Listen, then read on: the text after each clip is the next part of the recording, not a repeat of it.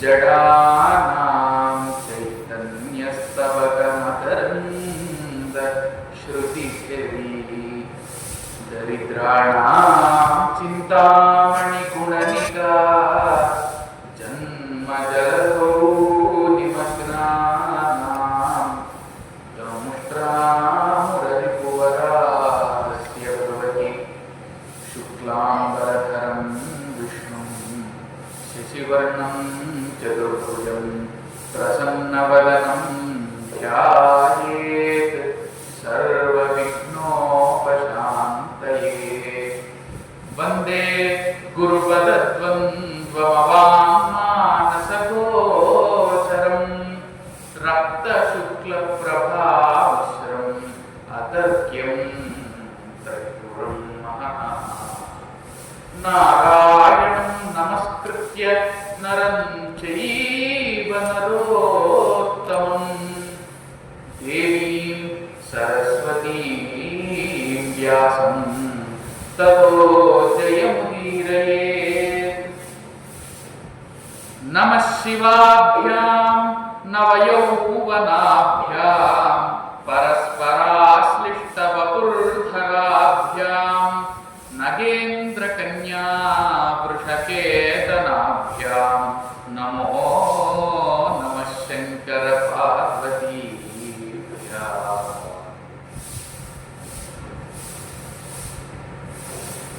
పరమేశ్వరుడు కరుణాస్వరూపుడు. ఈ లోకమంతా కూడా సృష్టిస్తూ పోషిస్తూ లయం చేస్తూ ఉండేటటువంటి ఆ పరబ్రహ్మ ఒక్కడే అయినప్పటికీ ఈ మూడు రకాల కార్యాలను చేయడానికి ఒక్కొక్క సమయంలో ఒక్కొక్క రూపాన్ని ధరిస్తూ ఉంటాడు అని మనకు పురాణాలు చెబుతూ ఉన్నాయి. అందులో భాగంగా సృష్టి సమయంలో ఆ పరబ్రహ్మ రజోగుణాన్ని స్వీకరించి బ్రహ్మగా మారుతాడని, పోషించేటటువంటి సమయంలో చతుర్భుజాలతో శంఖ చక్ర గద పద్మాలు ధరించి లక్ష్మీవల్లభుడైనటువంటి శ్రీ మహావిష్ణువుగా అవతరిస్తాడని, అదేవిధంగా లయం చేసేటటువంటి సందర్భంలో సృష్టింపబడినటువంటి లోకాలన్నింటినీ మళ్ళీ పునః ఉపసంహారం చేసుకునేటటువంటి ప్రక్రియలో భాగంగా ఆ పరంధాముడే పరమేశ్వరుడిగా, ఉమావల్లభుడిగా, పార్వతీ సమేతుడిగా దర్శనమిస్తాడని పురాణాలు చెబుతున్నాయి. అందువల్ల ఈ ముగ్గురు నిజానికి ముగ్గురు కాదు, ఒక్కరే. ఆ పరబ్రహ్మ ఏకమేవాద్వితీయం బ్రహ్మ అని చెప్పినట్టుగా ఈ లోకాన్నంతటినీ కూడా వ్యాపించుకొని ఉండి ఈ లోకమంతటా కూడా భాషించేటటువంటి ఒక శుద్ధ చైతన్య స్వరూపమే ఆ పరబ్రహ్మ. బ్రహ్మశబ్దానికి ఒకటి చతుర్ముఖ బ్రహ్మగారు అని అర్థం, ఇంకొకటి ఆత్మ అని అర్థం అన్నమాట.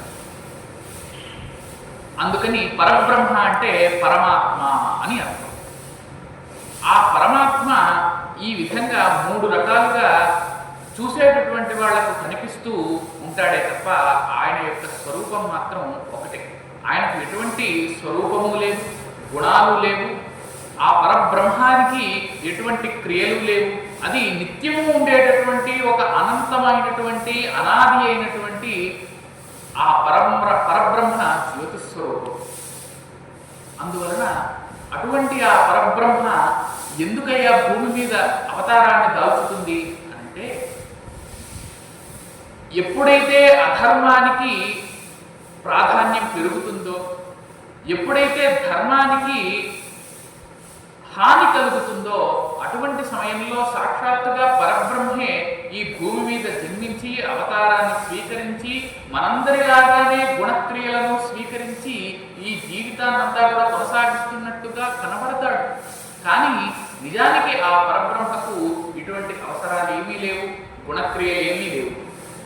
కేవలం ఈ భూత ప్రపంచాన్నంతా కూడా, ఈ ప్రపంచంలో ఉండేటటువంటి ప్రాణికోటులన్నిటినీ కూడా వాటి యొక్క కర్తవ్యాలను వాటికి గుర్తు చేయడానికి, ఆ కర్తవ్యాలను ఎలా ఆచరించాలి అని తెలియజేయడానికి పరబ్రహ్మ ఈ భూమిపై అవతరిస్తూ ఉంటాడు. ఈ ప్రక్రియలో భాగంగా పరమేశ్వరుడు కైలాస నిత్యము కూడా ప్రమథ గణాలన్నీ సేవిస్తూ ఉండగా ఎంతో మంది భక్తులు దేవతలు ఆయన యొక్క ఆనంద తాండవాన్ని చూసి తిలకించి పులకించి మైమరచిపోయే విధంగా ఆ స్వామి కరుణామయుడు నిత్యము కైలాస పర్వతంలో దర్శనమిస్తూ ఉంటాడు. ఒక కైలాస పర్వతంలోనే ఉంది, ఆయన ఈ లోకంలో దర్శనాన్ని ఇయ్యలేని చోటంటూ లేదు. ఎందుకంటే ఈ ప్రపంచం అంతా కూడా ఆయనలోనే ఉంది, ఆయనే ఈ ప్రపంచం అంతా ఉన్నాడు. అందువలన ఆ పరమేశ్వరుడు ఈ లోకాలన్నింటికీ కూడా అధిపతి. ఈశ్వర శబ్దానికి కేవలం పరమేశ్వరుడను శివుడను అర్థం కాదండి. ఈశ్వరుడు అనేటటువంటి శబ్దానికి అధిపతి, ఐశ్వర్యము గలవాడు ఈశ్వరుడు. మరి ఐశ్వర్యం అంటే ఏమిటి? మన వాడుక భాషలో ఐశ్వర్యం అంటే సంపద అనేటటువంటి అర్థం ఉంది. కానీ నిజానికి ఐశ్వర్యము అంటే అధికారము అన్నారు. ఎవరికైతే అధికారం ఉంటుందో, ఐశ్వర్యం ఉంటుందో, ఆధిపత్యం ఉంటుందో వాళ్ళనే ఈశ్వరుడు అన్నారు. అందుకే కదా మరి ఈశ్వరుడు అనే శబ్దానికి కేవలం శివుడు అని అర్థమైతే గనక భాగవతంలో గజేంద్రుడు ఏం చేశాడు? లాభక్కింతయు లేదు ధైర్యము విలోలంబయ్యే ప్రాణంబులు కావుల్ దప్పెను మూర్ఛ వచ్చే తనుగుండస్యన్ శ్రమం బయ్యడిన్ నీవే తప్ప ఇతప్పరం పెరుగ మన్నిం పందగుందీను నిన్ రావే ఈశ్వర కావవే వరద సంరక్షింపు భద్రాత్మక అని ప్రార్థించాడు. ఇక్కడ రావే ఈశ్వర అన్నాడు, కావవే వరద అన్నాడు. ఓ ఈశ్వర నన్ను రక్షించు అన్నాడు. అదే కొంతమంది ఈశ్వరుడు అనేటటువంటి శబ్దానికి శివుడు అనే అర్థాన్ని కనుక వాళ్ళు తీసుకున్నట్లయితే ఇక్కడ మరి గజేంద్రుడు ఈశ్వరుణ్ణి పిలిస్తే మరి ఆయన రక్షించడానికి శ్రీ మహావిష్ణువు ఎందుకు వచ్చాడండి అనేటటువంటి సందేహం కలుగుతుంది. కాబట్టి ఇక్కడ ఈశ్వరుడు అంటే మహావిష్ణువు అని అర్థం, లేదా పరమేశ్వరుడు అని అర్థం. బ్రహ్మకు కూడా ఈశ్వరుడు అనేటటువంటి మాట వాడవచ్చు. మొత్తానికి ఈశ్వరుడు అనే పదం చేత కేవలం శివుడు అని అర్థం కాదు.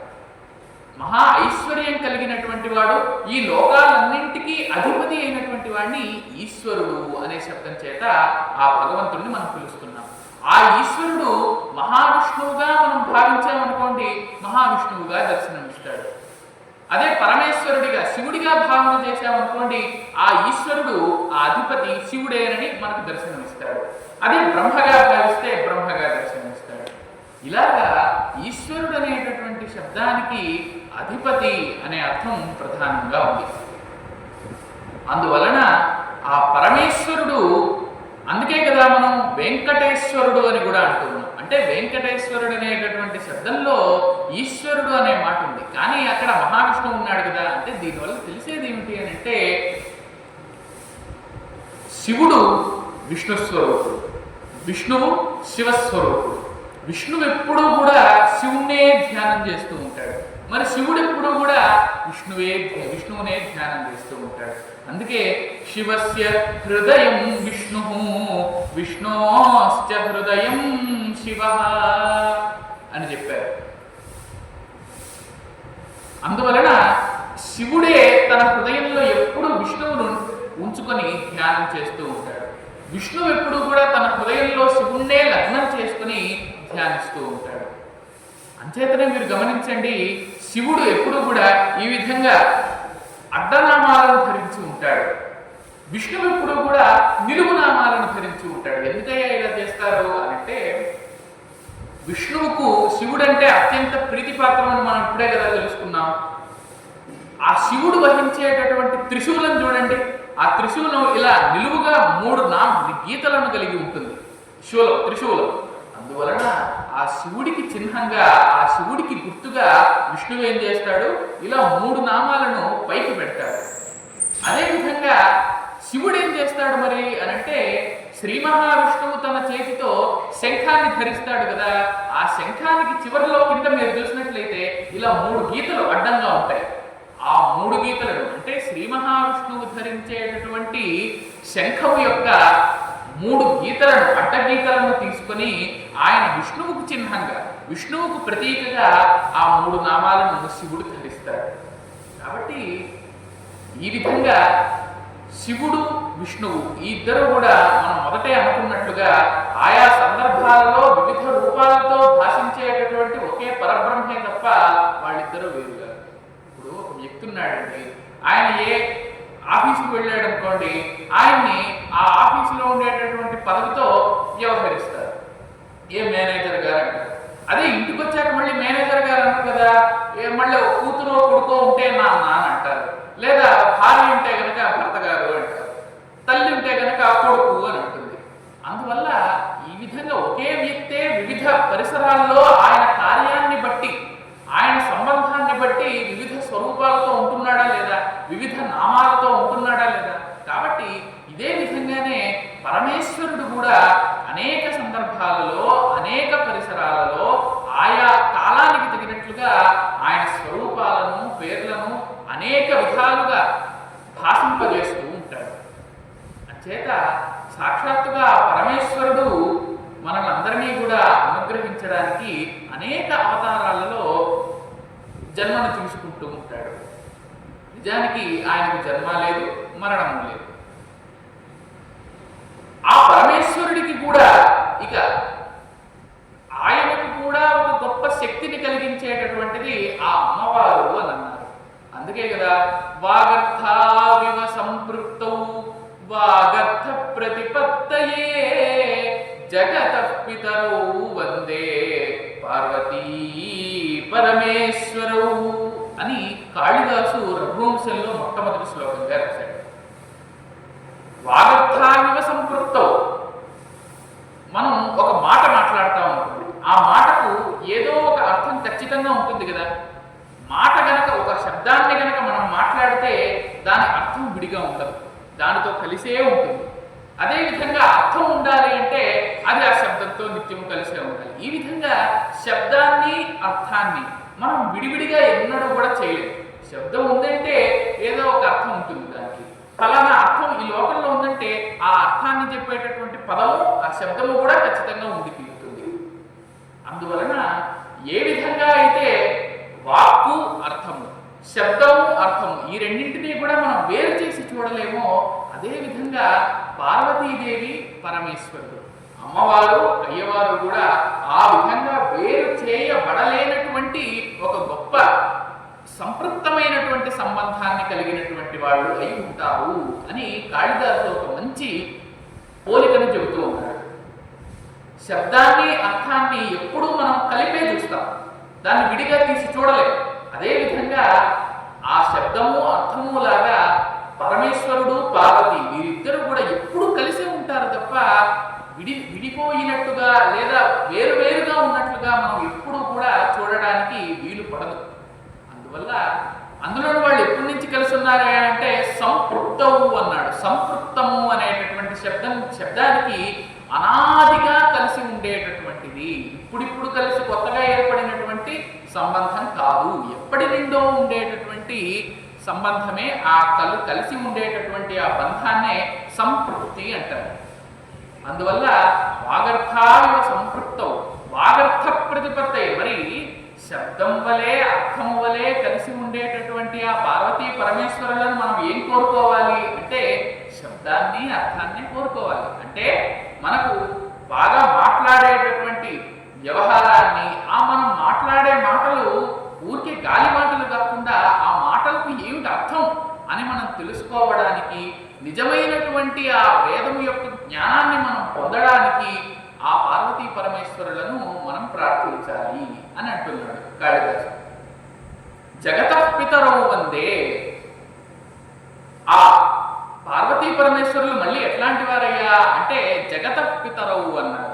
ఈ లోకం మొత్తానికి కూడా తల్లిదండ్రులు వాళ్లేనట. అందుకనే పార్వతీ పరమేశ్వరులను సనాతన దంపతులు అని అంటారు.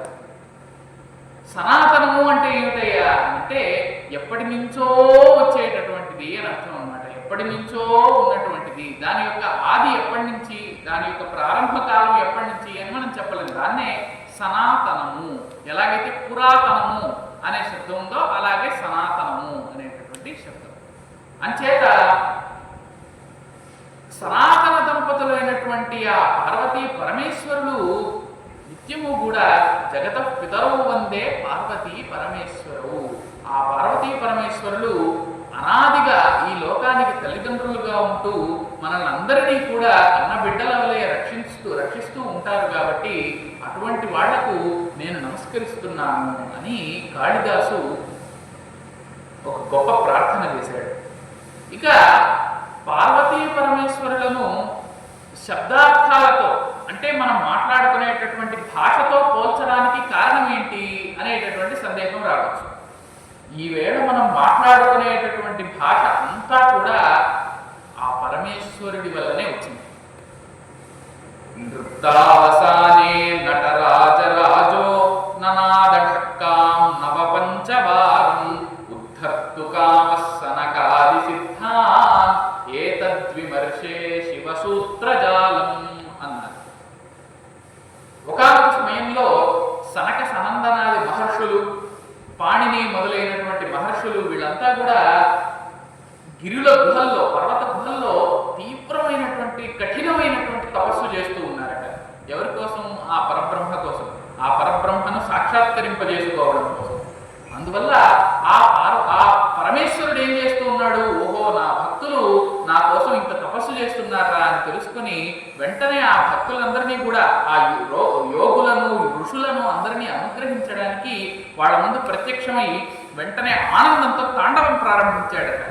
నృత్తావసానే నటరాజరాజ, అలా తాండవాన్ని ప్రారంభిస్తూ ధిత్తాంగిడ దిగుతుకు తరిగిడత ధిత్తాంగిడ దిగుతుకు తరిగిడ అనేటటువంటి లయబద్ధమైనటువంటి మృదంగ శబ్దాలను నందీశ్వరుడు ఒక పక్క చేస్తూ ఉండగా, ఆయన గణపతి ఒక పక్క తాళం వేస్తూ ఉండగా, ఒక పక్క విష్ణువు వేణువు ఊదుతూ ఉండగా, ఒక పక్క సరస్వతీదేవి వీణ వాయిస్తూ ఉండగా, ఒక పక్క నారదుడు మొదలైనటువంటి ఋషులు గానం చేస్తూ ఉండగా, ఒక పక్క బ్రహ్మ వేదాలతో ఆయన్ని ప్రశంసిస్తూ ఉండగా, ఇంకో వంక ఇంద్రాది దేవతలందరూ కూడా కళ్ళప్పగించి ఆహా, ఇది కదా మన జన్మకు సార్థకత, ఇది కదా మనం చూడవలసినది అనేటటువంటి ఒక గొప్ప నూతన ఉత్సాహంతో ఆ స్వామివారి యొక్క ఆనంద తాండవాన్ని చూస్తూ ఉండగా, ఆ స్వామి ఏం చేస్తూ ఉన్నాడట? తాండవాన్ని చేస్తూ ఇక చివరికి వచ్చిందట, తాండవం చివరి దశకు వచ్చింది. అప్పుడు ఏం చేస్తూ ఉన్నాడట? ఆయన చేతిలో ఎప్పుడు కూడా డమరుకం ఉంటుంది కదా, ఆ డమరుకాన్ని 14 సార్లు మోగించాడట. 14 సార్లు మోగిస్తే అప్పుడేమైంది? నృత్తావసానే నటరాజరాజో ననాదఢక్కాం నవపంచవారం. నవపంచవారం 9, 5 అంటే మొత్తం కలిపితే 14 సార్లు ఆయన డమరుకాన్ని మోగించాడట. ఎందుకోసమని? ఉద్ధర్తు కామ సనకాది సిద్ధాన్. ఆ సనకాది ఋషులందరినీ కూడా, అక్కడ తపస్సు చేసుకునేటటువంటి వాళ్ళందరినీ కూడా అనుగ్రహించడం కోసమని ఆయన చివరిలో, ఆ తాండవం చివరిలో డమరుకాన్ని మోగిస్తే 14 సార్లు, ఆ 14 సార్లు ఆ డమరుకం మోగినటువంటి శబ్దాన్ని విని అక్కడే ఉన్నటువంటి మరొక మహర్షి, పాణిని ఆయన పేరు, ఆ పాణిని మహర్షి ఏం చేశాడు? ఆ 14 శబ్దాలను విని డమరుకం నుంచి వచ్చినటువంటి ఆ శబ్దాలతో సంస్కృత వాంగ్మయాన్ని మొత్తం సృష్టించినటువంటి ఒక వ్యాకరణవేత్తగా ఆయన ఆ శివుడి యొక్క అనుగ్రహం వల్ల ఈనాటికి కూడా మనందరి చేత కీర్తింపబడుతూ ఉన్నాడు. ఆ 14 శబ్దాలే అయ్యున్, రుల్రుక్, ఏ ఓం, అయ్యౌచ్, హయవర, లన్, యమంగణనం, జభై, ఘడధష్, జబగడదష్, కపచటత చటతౌ, కపై, శశసర్, హల్ ఇది మాహేశ్వరాణి సూత్రాణి అన్నాడు పాణిని. ఈ విధంగా ఈ 14 శబ్దాలు కూడా ఈవేళ అచ్చులుగా, హల్లులుగా విభక్తమయ్యి సంస్కృత భాష ఏర్పడడానికి మూల కారణంగా ఇవి నిలిచాయి. అందువల్ల మొట్టమొదటిగా సంస్కృత భాషను, తద్వారా ఇతర భాషలన్నింటినీ కూడా ఉద్భవింపజేయడానికి సాక్షాత్తుగా పరమేశ్వరుడే భూమికి దిగి ఆ సిద్ధులను, ఋషులను అందరినీ అనుగ్రహించడానికి ఆయన తాండవం చేసి చివరిలో డమరుకాన్ని మోగిస్తే అప్పుడు ఈ భాషలన్నీ కూడా మనం ఈవేళ మాట్లాడుకునేవి పుట్టాయి. అందుకనే సంస్కృత భాషను దేవభాష అంటారు. సాక్షాత్తుగా శివుడి నుండి పుట్టింది కాబట్టి అది దేవభాష అయింది. అంతేకాకుండా శివుడు నాట్యానికి, నాట్య విద్యకు, తాండవానికి ఆది దైవం. అందుకే కదా నటరాజరాజు అన్నాడు శ్లోకంలో. ఆ అమ్మవారితో అయ్యవారు కలిసి ఆనంద తాండవాన్ని చేస్తూ ఉంటే చూడడానికి మన రెండు కళ్ళు సరిపోతాయండి. సాక్షాత్తుగా కైలాస పర్వతం మొత్తం కూడా పులకించిపోయేలాగా ప్రతిరోజు కూడా సాయం వేళ ప్రదోష సమయంలో ఆయన తాండవం చేస్తూ ఉంటే అది చూసేటటువంటి దేవతల భాగ్యం కదా నిజమైనటువంటి భాగ్యం. అందువల్లే ఒకానొక సందర్భంలో అవధానంలో చెప్పామన్నమాట. మురహరి వేణుగానమున పూన గజాస్యుడు మర్దలమ్ముపై పరగగ వాణి వీణపై భాసిల గానముతోడ నారదుండు అరయగ సాంధ్యకాలమున అద్భుత రావములుంచలంగగా హరుడు నరించ తాండవము అయ్య హిరాట్పద కింకిణీ ప్రభన్. మురహరి అంటే శ్రీ మహావిష్ణువు వేణువును ఊదుతూ ఉన్నాడట, గణపతి మృదంగం వాయిస్తూ ఉన్నాడట, సరస్వతీదేవి వీణ మీటుతూ ఉన్నదట, నారదుడు మొదలైనటువంటి ఋషులంతా కూడా గానం చేస్తూ ఉన్నారట. ఈ విధంగా అద్భుతమైనటువంటి ఒక కచేరీ దృశ్యం కైలాసంలో నెలకొని ఉండగా మహేశ్వరుడు పరమేశ్వరుణ్ణి ఆలంబనగా చేసుకొని ఉన్నటువంటి ఆ శేషుడు ఆదిశేషుడు ఏం చేస్తూ ఉన్నాడు, ఆయన కాలికి గజ్జెలాగా చుట్టుకుంటూ ఉన్నాడట, నూపురంలాగా ఒక అందెల మువ్వలాగా చుట్టుకుంటూ ఉన్నాడట పరమేశ్వరుడి కాలికి ఆదిశేషుడు. అంటే నేను కూడా ఆ పరమేశ్వరుడి యొక్క తాండవంలో భాగమై ఒక గజ్జెల సవ్వడిని చేయగలగాలి అని స్వామివారి కైంకర్యంలో కానీ స్వామివారి అర్చనలో కానీ స్వామివారి కార్యక్రమంలో కానీ మేమంటే మేమని పాల్గొనేటటువంటి వాళ్ళు నిజంగా అదృష్టవంతులు. కాబట్టి ఒక పామైనటువంటి ఆదిశేషుడు కూడా తాను స్వామివారి నాట్యంలో పాల్గొనాలినని ఆ స్వామివారి కాలికి గజ్జలాగా చుట్టుకుంటూ ఉన్నాడు. ఈ విధంగా అద్భుతమైనటువంటి దృశ్యంతో ఆ స్వామివారు నాట్య శాస్త్రాన్ని కూడా ఈ లోకంలో ఉద్భవింపజేశారు. ఇక అదేవిధంగా ఈ పంచభూతాలన్నిటికీ కూడా సాక్షి ఆ పరమేశ్వరుడు. ఈ విధంగా ఆ పరమేశ్వరుడు మొట్టమొదటిగా దక్షుడి కుమార్తె దక్ష ప్రజాపతి అనేటటువంటి ఆయన యొక్క కుమార్తె సతీదేవిని వివాహం చేసుకున్నాడు. ఆ సతీదేవి మరెవరో గారు సాక్షాత్తుగా ఈ లోకాలన్నింటినీ కూడా పాలించేటటువంటి జగన్మాత. ఆ జగన్మాత సతీదేవిగా దక్ష ప్రజాపతికి జన్మించి, మరి దక్ష ప్రజాపతి ఎవరయ్యా అంటే బ్రహ్మగారి పుత్రుడు. బ్రహ్మగారు ఈ లోకంలో సంతానాన్నంతా కూడా వృద్ధి పొందేలాగా చేయడానికి కోసమని ప్రజాపతులను సృష్టించాడు. ప్రజ అనేటటువంటి శబ్దానికి మామూలుగా మనం వాడుక భాషలో మాట్లాడుకునేటటువంటి జనాలు అనేటటువంటి అర్థమే కాకుండా సంతానం అనేటటువంటి అర్థం కూడా ఉంది. అంచేత ఆ ప్రజాపతి గణంలో ఒకడైనటువంటి దక్ష ప్రజాపతి యొక్క కుమార్తె సతీదేవి. ఆయనకి ఎంతో మంది కుమార్తెలు ఉన్నారు. అందులో చాలా మందిని అనేక మంది ఋషులకు ఇచ్చి ఆయన వివాహం చేయించాడు దక్ష ప్రజాపతి. ఇక చివరిగా సతీదేవి అందరికంటే కూడా చిన్న కూతురు. ఆ సతీదేవిని సాక్షాత్తుగా ఈ లోకాలన్నింటినీ కూడా పాలించేటటువంటి ఆ పరమేశ్వరుడికే ఇచ్చి, ఎందుకంటే జగన్మాతను జగత్పితకే ఇవ్వాలి కదా, జగజ్జనకుడికే ఇవ్వాలి కదా భార్యగా, ఇంకా ఎవరికి ఇచ్చినా కూడా అది లాభం లేదు. అందువల్ల సాక్షాత్తుగా ఆ జగన్మాతగా జన్మించి జగన్మాతయే సతీదేవిగా జన్మించగా ఆ సతీదేవిని దక్ష ప్రజాపతి పరమేశ్వరుడికి ఇచ్చి పెళ్లి చేశాడు. కానీ విధివశాత్తుగా ఆ సతీదేవి యోగాగ్నిలో తనను తాను దగ్ధం చేసుకున్నది. మరి ఎందుకయ్యా అలా చేసుకున్నది? అమ్మవారు అయ్యవారిని విడిచి ఒక్క క్షణం కూడా ఉండలేదు, అయ్యవారు కూడా అమ్మవారిని విడిచి ఒక్క క్షణం కూడా ఉండలేదు. మరి సతీదేవంతటి జగన్మాత తనకు తానుగా ఎందుకు దగ్ధమైపోయింది అనడానికి ఒక గొప్ప చరిత్ర ఉంది. దాన్నే దక్షయజ్ఞము అని పిలుస్తారు. ఇది శివపురాణంలోనూ ఉంది, భాగవత మహాపురాణంలోనూ ఉంది, ఇతర పురాణాల్లో కూడా అక్కడక్కడ ఉంది. అయితే మనకు ప్రధానమైనటువంటిది శివమహాపురాణం. ఈ శివమహాపురాణంలో ఈ దక్షయజ్ఞాన్ని గురించి రుద్ర సంహితలో చాలా చక్కగా సతీఖండంలో చెప్పారు. ఒకానొక సందర్భంలో ప్రయాగ అనేటటువంటి ఒక క్షేత్రంలో ఋషులు దేవతలు వీళ్ళందరూ కూడా గొప్ప గొప్పదైనటువంటి సత్రయాగాన్ని చేయడానికి పూనుకున్నారు. ఈ సత్రయాగం అంటే లోకక్షేమం కోసం ఎన్నో ఏళ్ల పాటు చేసేటటువంటి ఒక దీర్ఘకాలికమైనటువంటి యాగం. ఈ సత్రయాగానికి దేవతలే సాక్షాత్తుగా వస్తారు. దేవతా పురోహితులందరూ కూడా ఋత్విక్కులుగా వస్తారు ఆ యజ్ఞం చేయించడానికి. సాక్షాత్తుగా బ్రహ్మగారిని అధ్యక్షుడిగా కూర్చోబెట్టారు. ఇక శివుడు మొదలైనటువంటి దేవతలందరూ కూడా, ఆ పరమేశ్వరుడు, సతీదేవి మొదలైనటువంటి వాళ్ళందరూ కూడా వచ్చారు. ప్రజాపతులందరూ వచ్చారు.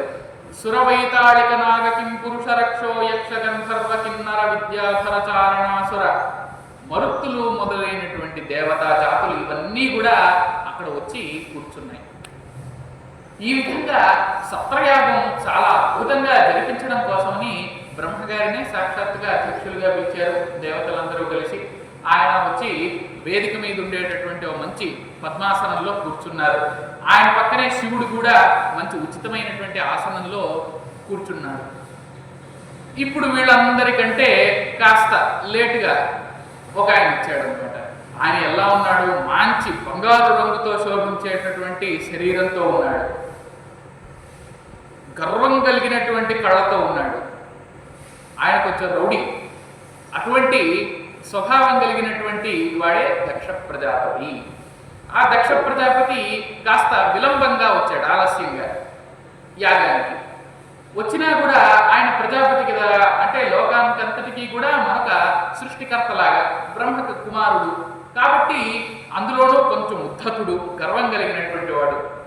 అంచేత ఈయనతో తగాదా ఎందుకు మనకు అని అక్కడ ఉండేటటువంటి దేవతలు, ఋత్విక్కులు, పురోహితులు, మహర్షులు, దేవర్షులు, రాజర్షులు మొదలైన దేవతా జాతులు మిగిలినవన్నీ కూడా వాళ్ళందరూ కూడా లేచి నిలబడి ఆయనకు నమస్కారం చేస్తూ ఉన్నారు. ఈయన అందరినీ కూడా అక్కడ వారి యొక్క నమస్కారాలను స్వీకరించి సంతుష్టుడవుతూ ఉన్నాడు. ఇక బ్రహ్మగారు ఉన్నారు కదా వేదిక మీద. బ్రహ్మగారు సాక్షాత్తు తండ్రి కాబట్టి ఈ దక్ష ప్రజాపతి వచ్చి ఆ బ్రహ్మగారికి నమస్కరించాడు. బ్రహ్మగారు తండ్రి కాబట్టి తండ్రిని గౌరవించాలనేటటువంటి ఆ మాత్రం కొంచెం జ్ఞానం ఆయనకు ఉంది. అందువల్ల ఆయన ఏం చేస్తూ ఉన్నాడు? బ్రహ్మగారికి వచ్చి నమస్కరించాడు. పక్కనే కూర్చుని ఉన్నాడు శివుడు.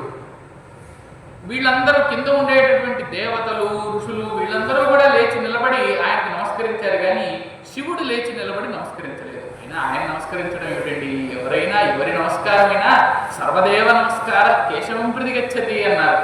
ఎవ్వరు ఏ దేవతకు మనం నమస్కరించినా కూడా చివరిగా ఆ పరంధాముడికే ఆ నమస్కారం చేరుతుంది, శ్రీ మహావిష్ణువుకే చేరుతుంది అన్నాడు. శ్రీ మహావిష్ణు స్వరూపమే పరమేశ్వరుడు కూడా. అందువల్ల ఆ పరమేశ్వరుడు ఒకరికి నమస్కారం చేయడం ఏంటి? ఆ మాత్రం జ్ఞానాన్ని పాపం ఆ సందర్భంలో దక్ష ప్రజాపతి కోల్పోయాడు. ఆయన మంచి వేద పండితుడు, చాలా శాస్త్రాలు చదువుకున్నాడు. ఈ దక్ష ప్రజాపతి రావడానికి ముందు అక్కడ ఉండేటటువంటి దేవతలు, మిగిలినటువంటి ఋషులు, మార్కండేయుడు, అత్రి, కుత్సుడు, అగస్త్యుడు, దుర్వాసుడు, కణ్వుడు, కంకుడు మొదలైనటువంటి అనేక మంది ఋషులందరూ కూడా నా శాస్త్రం గొప్ప అంటే నా శాస్త్రం గొప్ప, నా వాదం గొప్ప అంటే నా వాదం గొప్ప అని వాదించుకుంటూ ఉన్నారు. వాటిని శాస్త్ర చర్చలు, వాక్యార్థ సభలు అంటారు.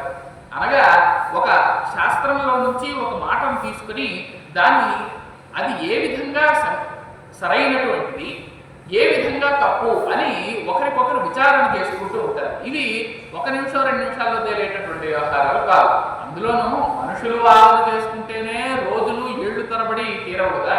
సాక్షాత్తుగా ఆ శాస్త్రాలన్నింటినీ పుట్టించినటువంటి, ఆ శాస్త్రాలన్నింటికీ ప్రవర్తకులైనటువంటి ఋషులే వాక్యార్థాలు చేసుకుంటూ శాస్త్ర సభలు చేసుకుంటూ ఉంటే ఇంక వాటికి అంతేముందండి. అలా ఒక్కొక్కసారి ఆ ఋషుల మాటలు పెరిగేవి, వాదాలు కూడా వచ్చేవట, వివాదాలు కూడా వారి మధ్య. ఇలా వివాదాలు ఎక్కడైతే వస్తాయో అక్కడ ఏదో ఒక కొంత అనర్థం జరుగుతుంది అని శాస్త్రం చెబుతూ ఉంది.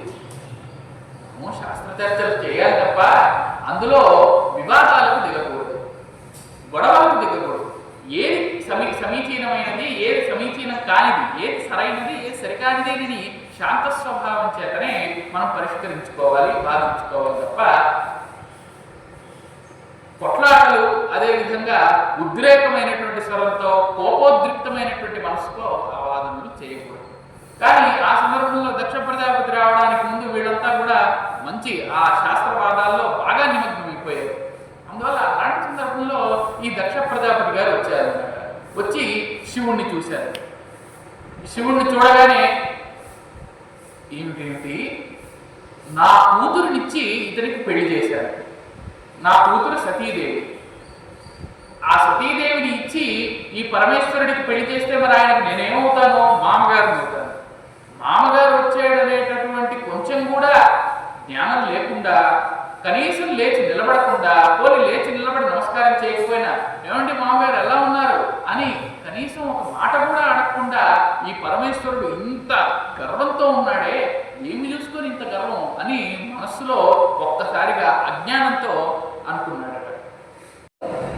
ఆ పరమేశ్వరుడు నిత్యము త్యాగ స్వభావంతో భూత కరుణను నేర్పిస్తూ ఉన్నాడు, భూత దయ ఎలా ఉండాలి అని నేర్పిస్తున్నాడు అని ఆయన పొగడకుండానే పొగిడినట్లుగా అయిపోయింది.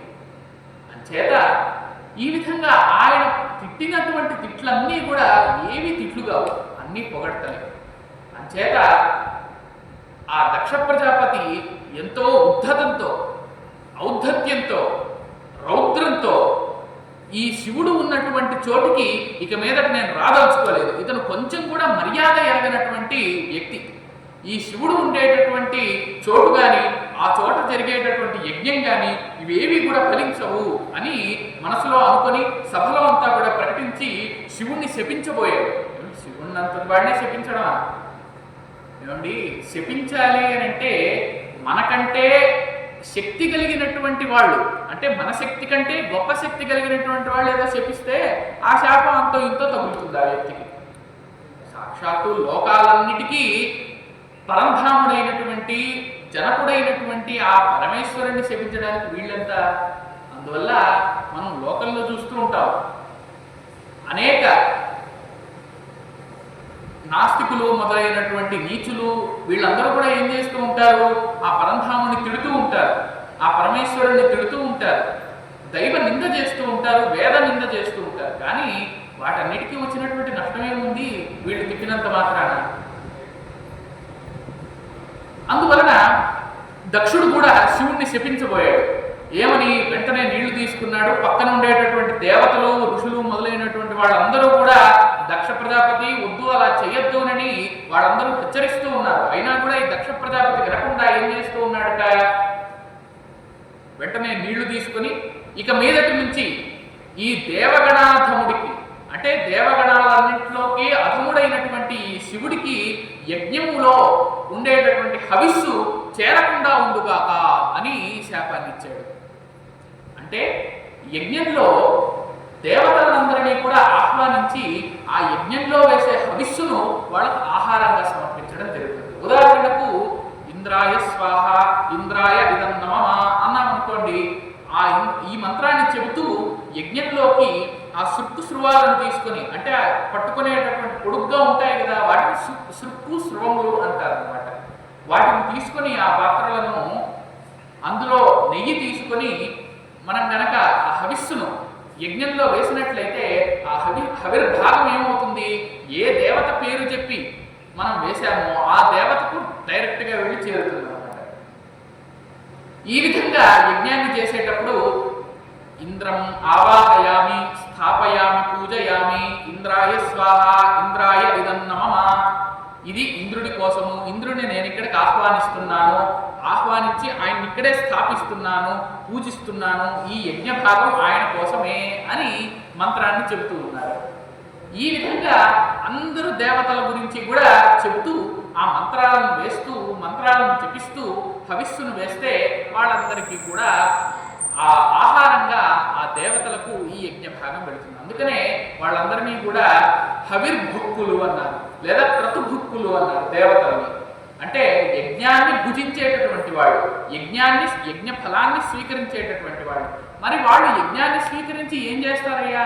ఎందుకు వాళ్ళు మనం చేసేటటువంటి యజ్ఞం అంతా కూడా దేవతలు స్వీకరిస్తే మనకు వచ్చినటువంటి లాభం ఏమిటి అంటే, ఇంద్రుడు మనం చేసేటటువంటి యజ్ఞం యొక్క ఆ పొగ నుంచి వచ్చేటటువంటి ఆహారాన్నంతా కూడా తీసుకొని ఆయన ఏం చేస్తాడు, మళ్ళీ ఆ పొగనంతా కూడా మేఘాలుగా మార్చి వర్షంగా కురిపిస్తాడు. ఇదంతా కూడా విజ్ఞాన శాస్త్రం. ఇందులో ఏది కూడా కేవలం పురాణం అంటేనండి, పురాణంలోని ఆ కథల వెనక ఉండేటటువంటి పరమార్థాన్ని మనం గ్రహించాలి.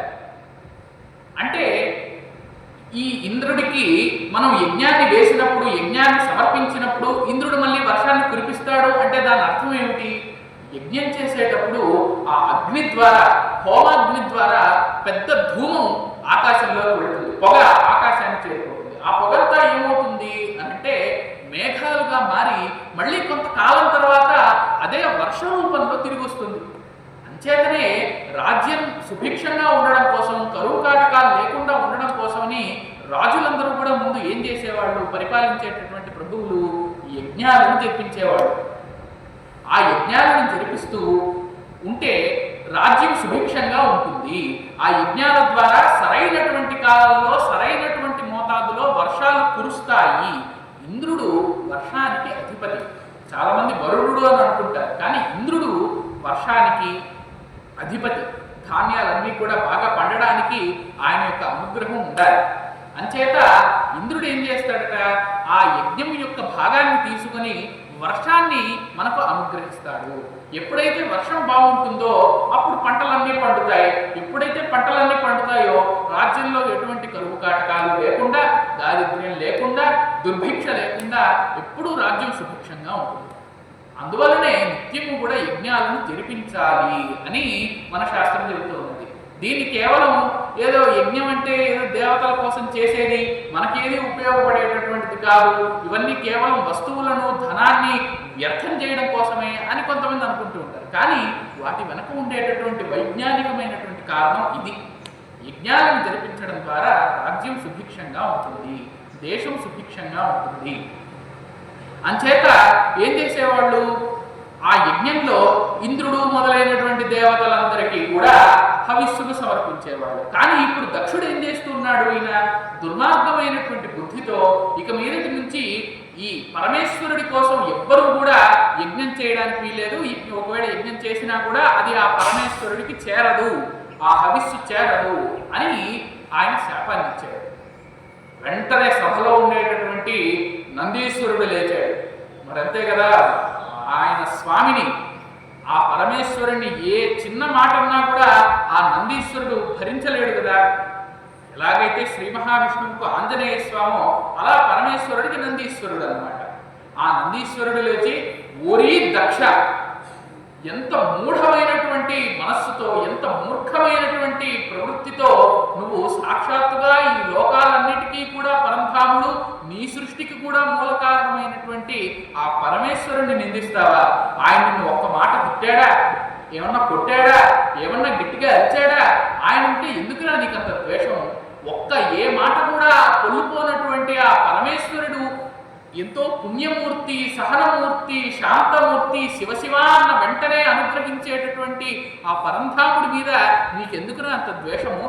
సాక్షాత్తుగా పరమేశ్వరుణ్ణే శపిస్తావా అని చెప్పి నందీశ్వరుడు దక్ష ప్రజాపతికి శాపం ఇచ్చాడు. నువ్వు ఏ నోటితో, ఏ ముఖంతో అయితే ఈ పరమేశ్వరుడి యొక్క నింద చేశావో నీకు తొందరలో అదే ముఖం కాస్త మేక ముఖంగా మారిపోవుగాక, నీకు మేక తల వచ్చుగాక, బస్తముఖమో చిరా అన్నారు.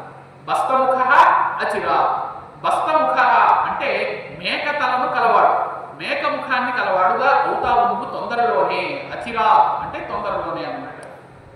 ఈ విధంగా నందీశ్వరుడు శాపం ఇచ్చాడు. ఎప్పుడు కూడానండి దేవుడిని కానీ గురువులను కానీ తిడితే, వాళ్ళ గురించి కనుక తప్పుగా మాట్లాడితే బహిరంగంగా వాళ్ళేమీ అనరు, అంతే కదా. ఈ శివుడు ఏం చేస్తూ ఉన్నాడు? శివుడు ఏమీ చేయడం లేదు. ఆయన అక్కడ ఉన్నాడు, దక్ష ప్రజాపతి వచ్చాడు, ఆయన్ని నింద చేయడం మొదలుపెట్టాడు. కానీ ఆ నిందకు శివుడు పట్టించుకోడు. ఆయన్ను ఎవరన్నా పొగిడినా అది పట్టించుకోడు. రెండిటికీ కూడా ఆయన సమానమైనటువంటి దృష్టితో ఆయన ఉంటాడు తప్ప ఆ రెండింటినీ కూడా నిందకు పొంగిపోవడం, నిందకు కుంగిపోవడం, స్తుతికి పొంగిపోవడం, ఇటువంటి ఏ విపరీతమైనటువంటి వికృతమైనటువంటి క్రియలు స్వభావాలు ఆయనలో ఉండవు. అంచేతనే కదా ఆయన పరమేశ్వరుడు అన్నాడు. మనలాగా ఏదో నీకు వెంటనే ఓ ముఖ్యమంత్రి పదవి ఇస్తానయ్యా అంటే ఎవడైనా సరే పొంగిపోతాడా పొంగిపోడా? మనమైతే తప్పకుండా ఆనందపడతాం. వెంటనే ఆ సీఎం పదవిని తీసేస్తున్నామయ్యా అంటే అంతకంటే బాధ మరొకట్లేదు. ఈ విధంగా మానవులకు సుఖ దుఃఖాలలో పొంగిపోవడం అనేటటువంటి ఉంటాయి తప్ప పరమేశ్వరుడు పరంధాముడైనటువంటి ఆ శివుడికి ఎవరిని ఎందుకు ఉంటాయండి? కానీ ఆ దేవుడిని, అటువంటి కరుణాస్వరూపుణ్ణి ఎవరన్నా తిడితే మాత్రం ఆయన భక్తులు చూస్తూ ఊరుకోరట. భక్తులు చూస్తూ ఊరుకోకూడదు అని కూడా చెబుతూ ఉన్నాడు నందీశ్వరుడు. అందుకే లోకంలో ధర్మం కోసం, వేద ధర్మం కోసం, సనాతన ధర్మం కోసం ఎవరన్నా పోరాటం చేస్తూ ఉన్నారంటే ఆ పోరాటం న్యాయబద్ధమైనటువంటిది. ఆ పోరాటము ధర్మాన్ని నిలబెట్టడం కోసమే, దైవాన్ని మరింత బలపరచడం కోసమే తప్ప ఈ పోరాటాలన్నీ ఎందుకండి? దైవం ఏమన్నా అడిగిందా? ఆ స్వామి ఏమన్నా మనల్ని అడిగాడా ఇలా యుద్ధం చేసుకోండి, ధర్మం కోసం పోరాడండి అని? ఆ స్వామి ఎప్పుడూ ఏమడదు. కానీ ఆ స్వామికి ద్రోహం చేసేటటువంటి అధర్మమైనటువంటి శక్తులు ఎప్పుడైతే పుడతాయో ఆ అధర్మమైనటువంటి శక్తులన్నింటినీ కూడా అణచడానికి ఆ స్వామివారి భక్తులే పూనుకోవాలి. ఆ స్వామివారి భక్తులే ఆ అధర్మపు శక్తులన్నింటినీ కూడా అణచివేయడానికి పూనుకోవాలి. అంచేత ఇక్కడ నందీశ్వరుడు ఏం చేస్తూ ఉన్నాడు? సాక్షాత్తుగా పరమేశ్వరుడు కరుణాస్వరూపుడైనటువంటి ఆ మహాత్ముని తిట్టినటువంటి ఆ దక్ష ప్రజాపతికి మేకముఖం వచ్చుగాక అని శపించాడు. ఈ దక్షుడు ఎటువంటి వాడు? కేవలం వేదాలన్నింటినీ చదువుకున్నాడంటే ఆ వేదాలలో ఉండేటటువంటి సారాన్ని ఇవి కూడా గ్రహించలేదు. ఆ వేదాలలో ఉండేటటువంటి పైకి కనిపించేటటువంటి అర్థాలను మాత్రమే అతను చూస్తూ ఉన్నాడు తప్ప లోపల ఉండేటటువంటి నిజమైనటువంటి అర్థాన్ని, పరమార్థాన్ని, తాత్పర్యాన్ని గ్రహించలేకపోతూ ఉన్నాడు. అందువల్లే ఇతను ఈ విధంగా దైవ నింద చేస్తూ ఉన్నాడు. సాక్షాత్తుగా వేదమే ఆ పరమేశ్వరుణ్ణి స్తుతిస్తూ ఉందే, అటువంటి పరమేశ్వరుణ్ణి నిందించడానికి నీకు అసలు మనస్సు ఎలా వచ్చిందయ్యా, నీకు అసలు నాలుకలా ఆడిందయ్యా అని ఆ దక్ష ప్రజాపతిని నందీశ్వరుడు ఈ విధంగా నిందిస్తూ ఉన్నాడు. అంచేత ఆ దక్ష ప్రజాపతిని మరి చూసి మిగిలిన వాళ్ళందరూ కూడా నోరు పెగల్చలేకపోయారు. ఎందుకంటే మనం మొదట్లోనే అనుకున్నాం కదా, ఆయన బాగా ఆ కాలంలోనే మంచి బలం గలవాడు, ధనబలము గలవాడు, మంచి అధికారంలో ఉండేటటువంటి వ్యక్తి, అందులోనూ కాస్త ఉద్ధతమైనటువంటి ప్రవృత్తి, గర్వము మొదలైనటువంటివి కలిగినటువంటి వాడు కావున అతడు వాళ్ళని ఎక్కడ ఏం చేస్తాడో అని దేవతలు, ఋషులు మొదలైనటువంటి వాళ్ళందరూ కూడా వాళ్ళకు కూడా ఇష్టం లేకపోయినా అలాగే పరమేశ్వరుడి నింద వినవలసి వచ్చింది. ఎప్పుడు కూడా దైవ నింద చేయడము, ఆ దైవ నింద వినడము రెండు మహాపాపం అన్నారు. దైవ నింద చేసేవాడిది పాపమే, కానీ దాన్ని వినడం కూడా పాపము అని చెప్పేసి అన్నారు. ఇదే సిద్ధాంతము గురువుకు కూడా వర్తిస్తుంది. గురునింద చేయడం కంటే గురునింద వినడం మహాపాపం.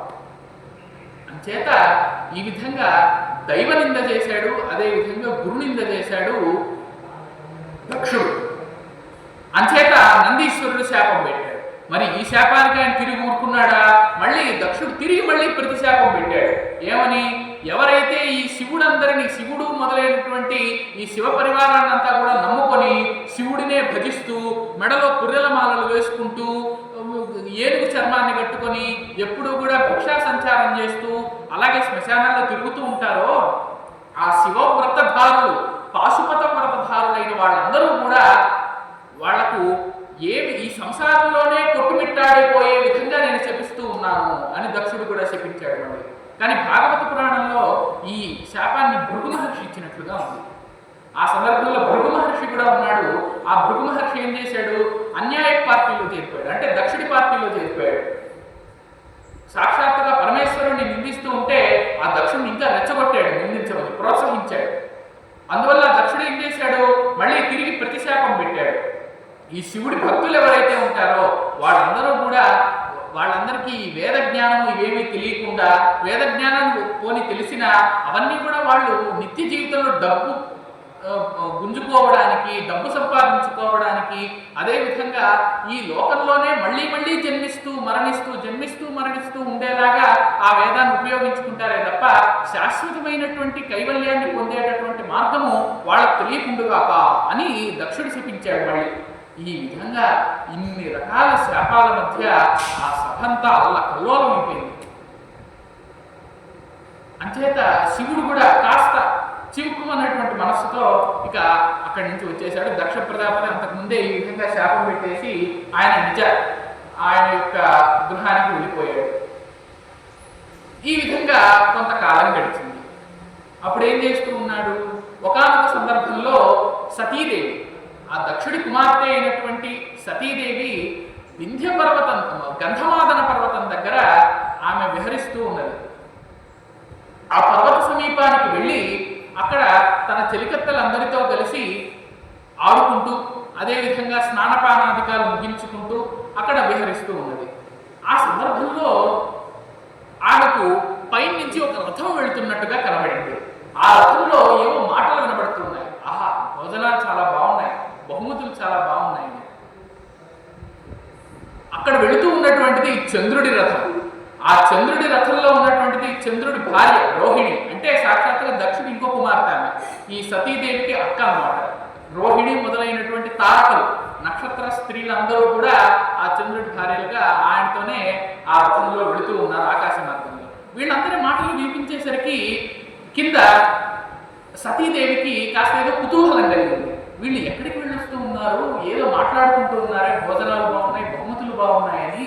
వీళ్ళందరూ ఎక్కడికి వస్తున్నారు, వెళ్ళి వస్తున్నారో, ఎక్కడికి పోబోతున్నారో తెలుసుకోవాలని ఆ సతీదేవికి కుతూహలం కలిగి తన చెలికత్తె అయినటువంటి ఒక ఆవిడ, విజయ అని పేరు, ఆవిడని పిలిచి, నువ్వు వెళ్ళి ఆ చంద్రుడి దగ్గరికి కలుపుకో, రోహిణి దగ్గరికి వెళ్ళి కనుక్కొని అసలు వాళ్ళు ఏమిటి, ఎక్కడికి వెళ్తూ ఉన్నారు, ఏమిటి కార్యక్రమం, అసలు మన చుట్టూ జరిగేటటువంటి కార్యక్రమానికి మనల్ని ఆహ్వానించకపోవడం ఏమిటి, పోనీ ఆహ్వానించుంటారేమో మా ఆయన గారికి, అంటే శివుడి గారికి పంపుంటారేమో ఆహ్వాన పత్రిక, కానీ ఆయన పాపం ఇంటిని పట్టించుకోకుండా ఎప్పుడు కూడా ఈ శ్మశానంలో తిరుగుతూ లోకాన్నంతా కూడా ఉద్ధరిస్తూ ఉంటాడు కదా ఆయన, లోకాన్నంతా కూడా బాగు చేయాలనేటటువంటి తలంపే కదా ఆయనకి, అందువల్ల ఈ కార్యక్రమాన్ని ఆయన మర్చిపోయాడేమో, కాబట్టి అప్పుడప్పుడు ఇంటి కార్యక్రమాలు కూడా భర్త గారికి గుర్తు చేస్తూ ఉండాలి అని సతీదేవి చెప్పి ఆ విజయను రోహిణి దగ్గరికి ఆకాశంలోకి పంపింది. అప్పుడు ఆ విజయ వెళ్ళి, చెలికత్తె వెళ్ళి రోహిణీదేవిని అడిగింది, అమ్మా మీరు ఎక్కడికి వెళ్ళి వస్తూ ఉన్నారు, ఏదో మాట్లాడుకుంటూ ఉన్నారు, ఏమిటి కార్యక్రమం అని అడిగింది. ఏమమ్మా నీకు తెలీదా, సాక్షాత్తు సతీదేవి గారి తండ్రి గారు ఉన్నారు కదా దక్ష ప్రజాపతి, ఆయన అరుద్రయాగం, అనీశ్వర యాగం అనేటటువంటి దాన్ని చేస్తూ ఉన్నాడు. అంటే ఈశ్వరుడు లేకుండా యాగాన్ని చేయడానికి సంకల్పించాడు ఆయన. ఇప్పటి వరకు ఏ యాగము కూడా ఈశ్వరుడు లేకుండా జరగలేదు, కానీ ఆయన మొట్టమొదటిసారిగా ఈశ్వరుడు లేకుండా అరుద్ర యాగం అనేటటువంటి యాగాన్ని చేయడానికి పూనుకొని దక్ష ప్రజాపతి అంగరంగ వైభవంగా అందరూ దేవతలను, దేవర్షులను, మహర్షులను మొదలైనటువంటి వాళ్ళందరినీ కూడా ఋత్విక్కులుగా పిలిచి వాళ్ళందరినీ ఆవాహన చేసి దాన ధర్మాలు, బంగారము, వెండి, ఇలా ఒకటి కాదులేండి, చాలా అద్భుతంగా జరుగుతుంది కార్యక్రమము. అది ఎన్నో ఏళ్లుగా ఆయన నిర్వర్తిస్తూ ఉన్నాడు. చాలా కాలం ఇది ప్రారంభించి మేము ఇంకా ఇప్పుడు 2-3 సార్లు వెళ్ళి ఇప్పుడు మళ్ళీ 4వ సారి వెళుతూ ఉన్నాం, ఇది మీకు తెలీదా అని రోహిణీదేవి చెప్పింది. అప్పుడు చెలికత్త ఆశ్చర్యపోయింది. ఎందుకంటే సాక్షాత్తుగా యజ్ఞం చేస్తున్నది ఎవరు? సతీదేవి యొక్క తండ్రి గారు దక్ష ప్రజాపతి. ఆ తండ్రి గారు చేసేటటువంటి యజ్ఞానికి కూతుర్నే ఆహ్వానించలేదు తీరా. అంచేత ఈ విజయ ఆశ్చర్యపోయింది అనమాట. ఆశ్చర్యపోయి ఏం చేస్తోంది, అవునమ్మా ఇంకా అక్కడ విశేషాలు ఏమిటి అని అంటే, ఇదే అరుద్రయాగం చేస్తూ ఉన్నాడు దక్ష ప్రజాపతి అన్నాడు. ఈ అరుద్రయాగం, అనీశ్వర యాగం, నిరీశ్వర యాగం 3 పేర్లతో పిలుస్తారు ఈ యాగాన్ని. అనీశ్వర యాగం అనేది చేయడానికి దక్షుడు సంకల్పించాడు అనగానే మనం గమనించాలన్నమాట. అనీశ్వరుడు అంటే ఈశ్వరుడు కానివాడు అనీశ్వరుడు అనమాట. సత్యం, సత్యం కానిది అసత్యం, ధర్మం, ధర్మం కానిది అధర్మం. కానీ ఈశ్వరుడు కానివాడు అనీశ్వరుడు కదా. ఈశ్వరుడు లేకపోతే దాన్ని అనీశ్వరుడు అంటామని మనకు పైకి కనిపించే అర్థం. కానీ మనకు విష్ణు సహస్రనామం మొదలైనటువంటి వాటిలో కూడా చూసుకుంటే అనీశ అనేటటువంటి పదం ఉంటుంది, అనీశ్వరుడు లేదా అనుత్తముడు అనే పదం ఉంటుంది. ఏమండి ఉత్తముడు కదా విష్ణువు, అందరిలోకి గొప్పవాడు కదా. అనుత్తమోతురాధర్ష అని విష్ణు సహస్రనామంలో ఎందుకు వస్తుందండి? అనుత్తముడు అంటే ఏమిటి మరి? ఉత్తముడు కానివాడనే? అది కాదు అర్థం. తనకంటే ఉత్తముడు లేనివాడు అని అర్థం అన్నమాట. అనుత్తముడు అంటే అవిద్యమాన ఉత్తమ యస్మాత్ సహ అనుత్తమ అని దీనికి విగ్రహవాక్యం. తనకంటే ఉత్తముడు లేనివాడు విష్ణువు అన్నమాట. అలాగే అనీశ్వరుడు అంటే తనకంటే ఈశ్వరుడు లేనివాడు, అంటే తనకంటే గొప్ప అధికారి అధిపతి లేనటువంటి వాడు అని అర్థం అన్నమాట. అంటే అనీశ్వర యాగం అని దక్ష ప్రజాపతి మొదలుపెట్టినటువంటి యాగం కూడా దానికి ఈశ్వర యాగం అనే అర్థం వచ్చేసింది ఇప్పుడు. ఎందుకంటే అనీశ్వరుడు అన్నా కూడా ఈశ్వరుడే కాబట్టి. మనం ఈశ్వర శబ్దానికి అధిపతి అని కదా అర్థం చెప్పుకున్నాము. అంచేత అనీశ్వరుడు అంటే తనకు ఈశ్వరుడు ఎవరు లేనివాడు, అంతే కదా. మనందరికీ అధిపతి శివుడు, కానీ శివుడికి అధిపతి ఎవరు? ఎవరు లేరు. ఆ శివుడే అందరికీ అధిపతి, ఆయనే అందరికీ అధికారి, ఆయనదే ఆధిపత్యం అంతా. అంచేత అనీశ్వరుడు అనేటటువంటి శబ్దం చేత కూడా ఈశ్వరుడే బోధింపబడుతున్నాడు. అలాగా దక్షుడు చూసారా, ఆయన ఎన్ని విధాలుగా ఈశ్వరుడికి వ్యతిరేకంగా పనిచేద్దాం అనుకుంటే అన్ని విధాలుగా ఆయన సానుకూలంగా పనిచేసినట్లుగా విధి తనంతట తానే ప్రభావితం చేస్తూ ఉంది. ఈ విధంగా ఆ దక్షుడు అనీశ్వర యాగం చేస్తూ ఉన్నాడమ్మా. అక్కడ దేవతలందరూ కూడా అనుకుంటూ ఉన్నారట, ఏంటి ఆ దేవతలందరికీ కూడా వెళ్ళొచ్చేటప్పుడు ఆయన మంచి మంచి కానుకలు ఇస్తూ ఉన్నాడట. ఒకరికేమో మంచి కమ్మలు ఇచ్చాడు, కుండలాలు ఇచ్చాడు, ఒకరికేమో మంచి స్వర్ణ కంకణాలు ఇచ్చాడు, ఇంకొకరికేమో మంచి గండ పెండేరాలు ఇచ్చాడు, ఇంకొకరికేమో మంచి ఇలాంటి శాలువలు ఇచ్చారు. ఇక దేవతా స్త్రీలు ఉంటారే, దేవతల భార్యలందరూ కూడా వాళ్ళు ఏం చేస్తూ ఉన్నారట, ఆహా మాకు ఇంత మంచి పట్టు చీర పెట్టాడని వాళ్ళందరూ కూడా ఆ దక్షుడిని పొగుడుతూ ఉన్నారట. ఇంకొకడు ఎప్పుడు మీ చీరలు వస్త్రాలు కుండలాలు కమ్మలు ఇవేనా, ఆ దక్ష ప్రజాపతి పెట్టే భోజనాలు చూడండి, అసలు ఆయనకు కొంత ఆహారపు ఇచ్చారన్నమాట. ఆ విధంగా కొంతమంది భోజనాలు అద్భుతంగా ఉన్నాయంటున్నారు, కొంతమంది బహుమతులు అద్భుతంగా ఉంటున్నాయంటున్నారు, కొంతమంది యజ్ఞం చేసేటటువంటి విధానం చాలా బాగుందంటూ ఉన్నారు, కొంతమంది ఆ ఉత్సవ నిర్వహణ చాలా బాగుందంటూ ఉన్నారు. అలా అంగరంగ వైభవంగా జరిపిస్తూ ఉన్నాడు దక్ష ప్రజాపతి యజ్ఞము అని రోహిణీదేవి ద్వారా మిగిలినటువంటి అక్కడ ఉండేటటువంటి చంద్రుడి భార్యల ద్వారా వీళ్ళంతా కూడా ఆ విజయకు తెలియజేశారు ఈ విశేషాలు. అప్పుడు ఆ చెలికత్తె కిందకు వచ్చి, అమ్మా సతీదేవి, ఇలా మీ నాన్నగారు దక్ష ప్రజాపతి అరుద్ర యాగాలు చేస్తూ ఉన్నాడు. మీ ఆయనకు అంటే పరమేశ్వరుడికి వ్యతిరేకంగా పరమేశ్వరుడు లేకుండానే నేను యజ్ఞాన్ని చేస్తాను అని సంకల్పించి ఆయన ఎప్పటి నుంచో యజ్ఞం చేస్తూ ఉన్నాడట. కానీ అది మీకు తెలియకపోవడం నాకు ఆశ్చర్యంగా ఉంది, మిమ్మల్ని ఎవరిని పిలవలేదా అని ఆ చెలికత్త పాపం ఆవిడ బాధ ఆవిడ. ఎక్కడ ఆ అమ్మగారికి కానీ అయ్యగారికి కానీ వ్యతిరేకంగా మాట్లాడితే ఇబ్బంది వస్తుంది కదా మరి, అంచేత ఇది మీకు తెలుసుండాలి అని కాస్త నమ్మగర్భంగా చెప్పింది. వెంటనే సతీదేవికి చాలా ఆనందం కలిగింది, చాలా బాధ కలిగింది. అంటే తన తండ్రి ఒక మంచి ఉత్సవప్రాయమైనటువంటి యజ్ఞాన్ని చేస్తూ ఉన్నాడని ఆనందం కలిగింది. కానీ వెంటనే ఆ యజ్ఞము తన అల్లుడిని అంటే శివుడిని పిలవకుండా చేస్తూ ఉన్నాడే అని బాధ కలిగింది. పోనీ శివుడిని పిలవకపోయినా సొంతం కన్న కూతురుని నేనే కదా, అందరికంటే చిన్న కూతురుని నేనే కదా, కనీసం నాకు కూడా చెప్పలేదేంటి మా నాన్నగారు అని మరింత బాధ కలిగింది ఆ సతీదేవికి. అప్పుడు ఆమె ఏం చేసింది, ఆ అమ్మవారు అయ్యవారి దగ్గరికి వెళ్ళింది. అయ్యవారి దగ్గరికి వెళ్ళి, అయ్యా పరమేశ్వర, మా నాన్నగారు అరుద్ర యాగం అనేటటువంటి యాగాన్ని చేస్తూ ఉన్నాడు. ఈ యాగానికి మనల్ని ఎవరిని పిలవలేదు, కానీ పుట్టింట్లో జరిగేటటువంటి కార్యక్రమానికి మనకి ఆహ్వానం అవసరమా? అవసరం లేదు. తండ్రి పిలిచినా పిలవకపోయినా కూతురు వెళ్ళవచ్చు కొన్ని సందర్భాల్లో పుట్టింటికి అని శాస్త్రం ఉంది. ఏమైనా చిన్న చిన్న గొడవలు ఉన్నప్పుడు కానీ లేదా ఏమైనా పర్వదినాలు ఉన్నప్పుడు కానీ ఇలా చెప్పకుండానే ఆహ్వానం లేకుండానే కూడా ఆ పుట్టింటికి స్త్రీలంతా కూడా వెళ్ళవచ్చు అని కొంత శాస్త్రం ఉంది. అదేవిధంగా మామగారు పిలవకపోయినా కూడా అల్లుడు అప్పుడప్పుడు వెళ్ళేస్తూ ఉండొచ్చు మెట్టినింటికి అని కూడా ఒక శాస్త్రం ఉన్నది. అంచేత పరమేశ్వర, మనిద్దరం కూడా వెళ్ళొద్దామా ఆ యాగానికి అని అమ్మవారు అడిగింది. అప్పుడు పరమేశ్వరుడు సమాధానం చెబుతూ ఉన్నాడు, దేవి, మీ నాన్నగారు యజ్ఞం చేస్తూ ఉన్నాడనేటటువంటి విషయం నాకు తెలుసు అన్నాడు. వెంటనే అమ్మవారు పాపం అమాయకురాలుగా నటిస్తూ, మరి మీకు తెలిసినప్పుడు మరి ఎందుకు నన్ను పిలుచుకెళ్ళలేదు అని అడిగింది అనమాట.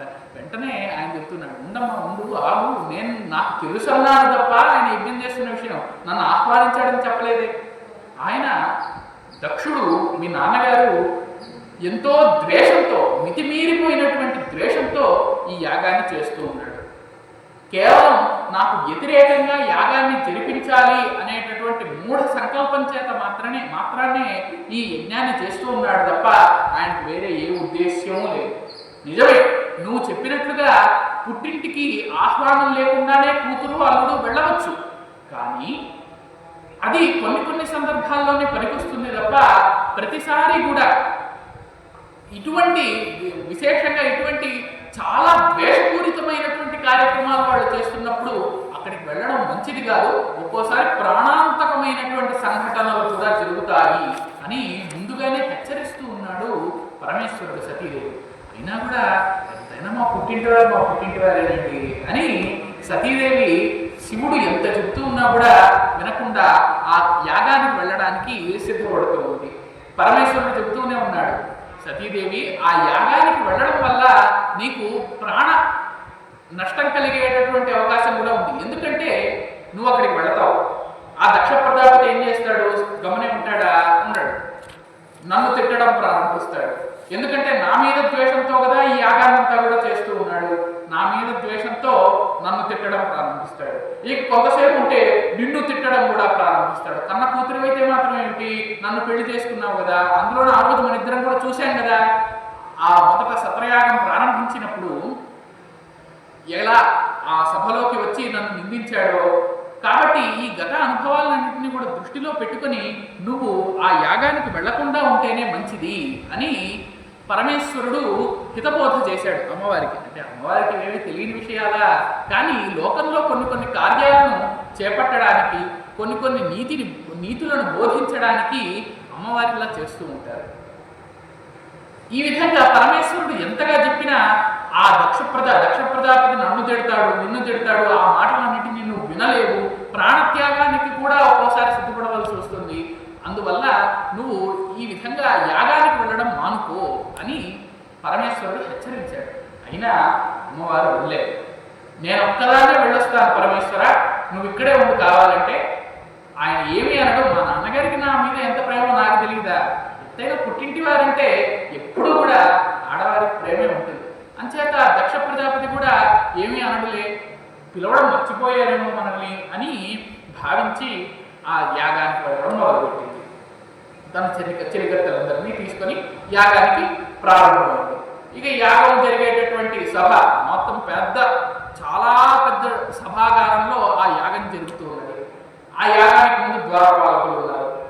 ఒకప్పుడు సతీదేవిని చూడంగానే ఆహా చిన్నమ్మ గారు వచ్చారు అని నమస్కరించేవాడు వాళ్ళంతా.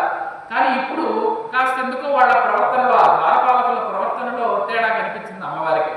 అందువల్ల బయటనే పసిగట్టింది అమ్మవారు, ఇక్కడ ఏదో తేడాగా ఉంది అనే విషయాన్ని.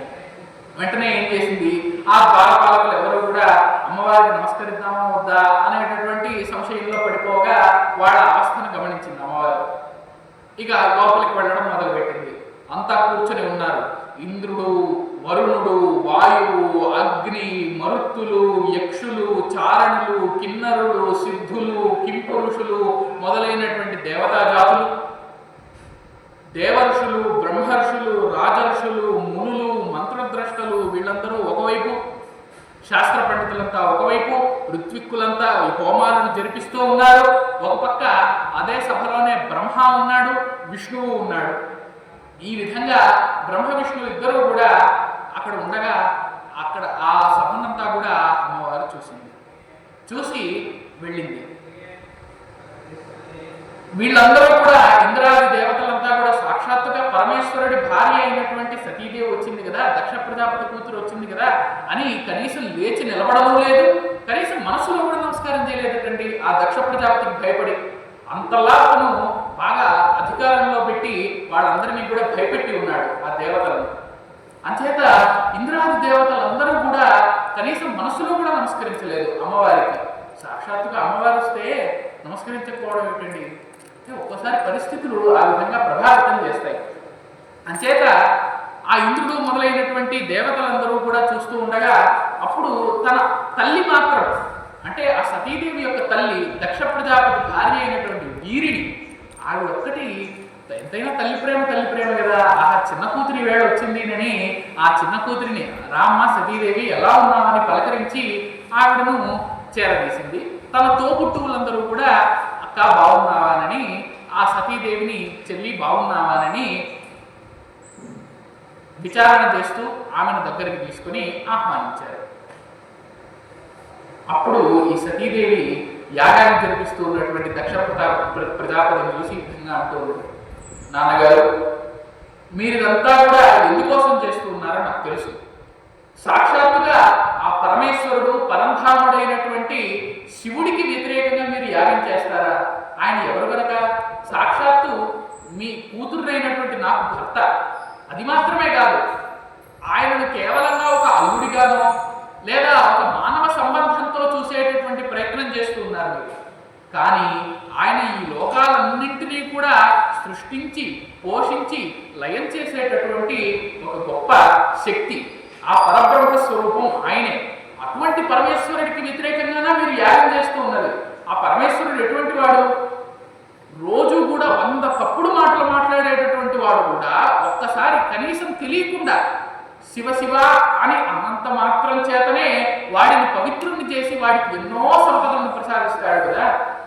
నీలకంఠుని శిరసుపై నీరు చల్లి, నీలకంఠుని శిరసుపై నీరు చల్లి పత్తిరి సుమంతనెవ్వాడు పారవైచు, కామధేను వానింటి గాడి పసరం అల్ల సురశాఖి వానింటి మొల్ల చెట్టు, అల్ల సురశాఖి వానింటి మొల్ల చెట్టు అన్నారు. ఆ పరమేశ్వరుడు ఎటువంటి వాడట? నీలకంఠుని శిరస్సుపై నీరు చల్లి.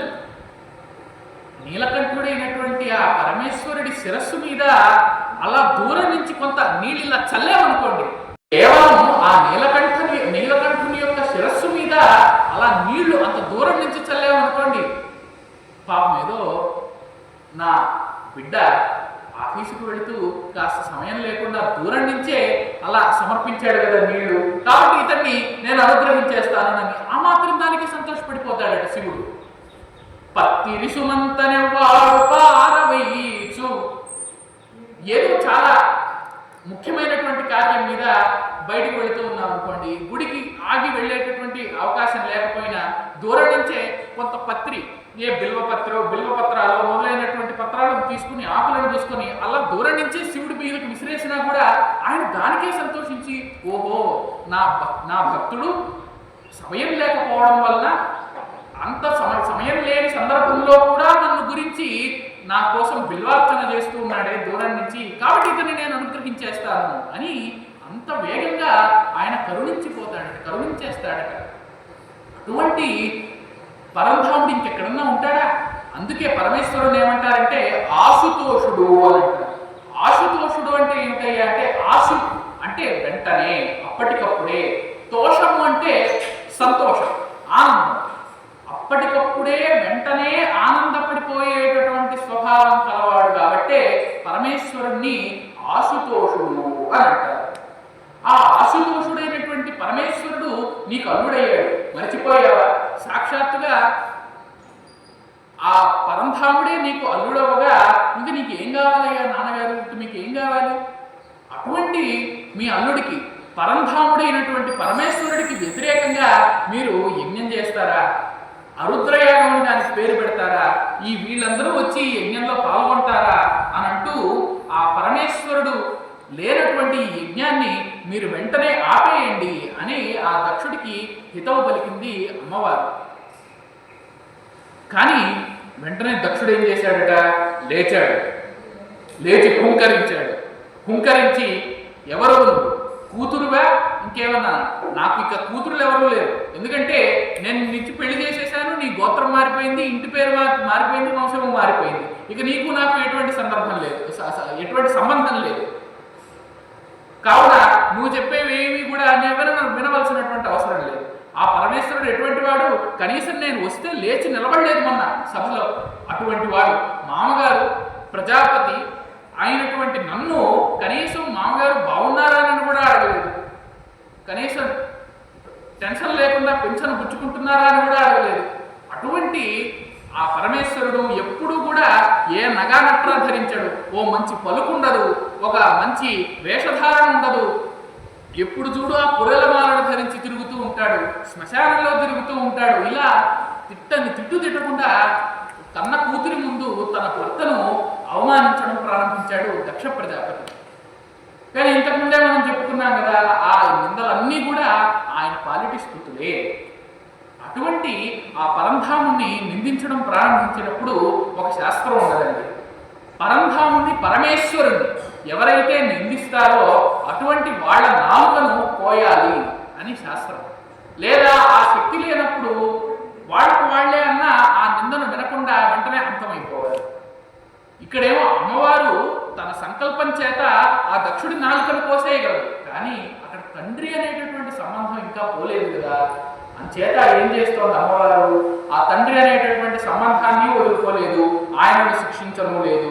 ఇక శివుడి నిందను వింటూ కూడా భరించలేకుండా పోతుంది.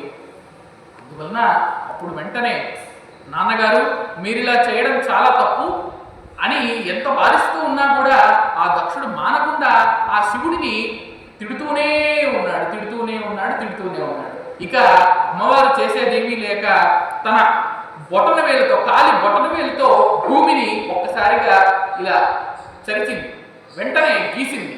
ఆ భూమి నుండి యోగాగ్ని జన్మించింది. ఆ యోగాగ్ని దాన్ని చిదగ్ని అంటారు అనమాట. అంటే మనం మామూలుగా కట్టెల ద్వారా వాటి ద్వారా వేసేటటువంటిది మామూలు అగ్ని, కానీ యోగశక్తి ద్వారా అమ్మవారు ఉత్పాదించినటువంటి ఆ అగ్ని చిదగ్ని. ఆ చిదగ్ని ద్వారా యోగశక్తి ద్వారా ఆ అమ్మవారు ప్రాణ అపాన వ్యాన ఉదాన సమానాలనేటటువంటి 5 వాయువులను కూడా స్తంభించి ఆ అగ్ని ద్వారా తన శరీరాన్ని మొత్తాన్ని కూడా ఆమె దగ్ధం చేసేస్తుంది. ఇలా అందరూ చూస్తూ ఉండగా ఆ అమ్మవారు దగ్ధమైపోయింది, బూడిదైపోయింది. కానీ అమ్మవారి యొక్క ఆ కాలిపోయినటువంటి శరీరం అంతా కూడా మిగిలిన వాళ్ళందరికీ బూడిదలాగా కనిపిస్తుంది. కానీ ఒక శివుడికి మాత్రమే కాలిన కట్టెలాగా, అంటే కాలిపోయినటువంటి ఒక నల్లని శరీరంలాగా కనిపిస్తుంది. అమ్మవారు ఆ విధంగా సంకల్పం చేసింది, నేను కాలిపోయిన తర్వాత అందరికీ కూడా కేవలం బూడిదగానే కనిపిస్తాను, కానీ ఒక పరమశివుడికి మాత్రం నల్లని శరీరంలాగా కనిపిస్తాను అని చెప్పింది ఆ అమ్మవారు. చెప్పగా వెంటనే ఆ దగ్ధమైపోయినటువంటి ఆ సందర్భాన్నంతా కూడా చూసి కన్న కూతురు యాగశాలలో మరణించినా కూడా ఎటువంటి కనికరము లేనటువంటి కర్కోటకుడిగా కర్కశమైనటువంటి మనస్థితితో ఆ దక్ష ప్రజాపతి ఈ సంఘటన జరిగింది, మన యాగాన్ని మాత్రం మనం కొనసాగించవలసిందేనని అరుద్ర యాగాన్ని కొనసాగించడం మొదలుపెట్టాడండి.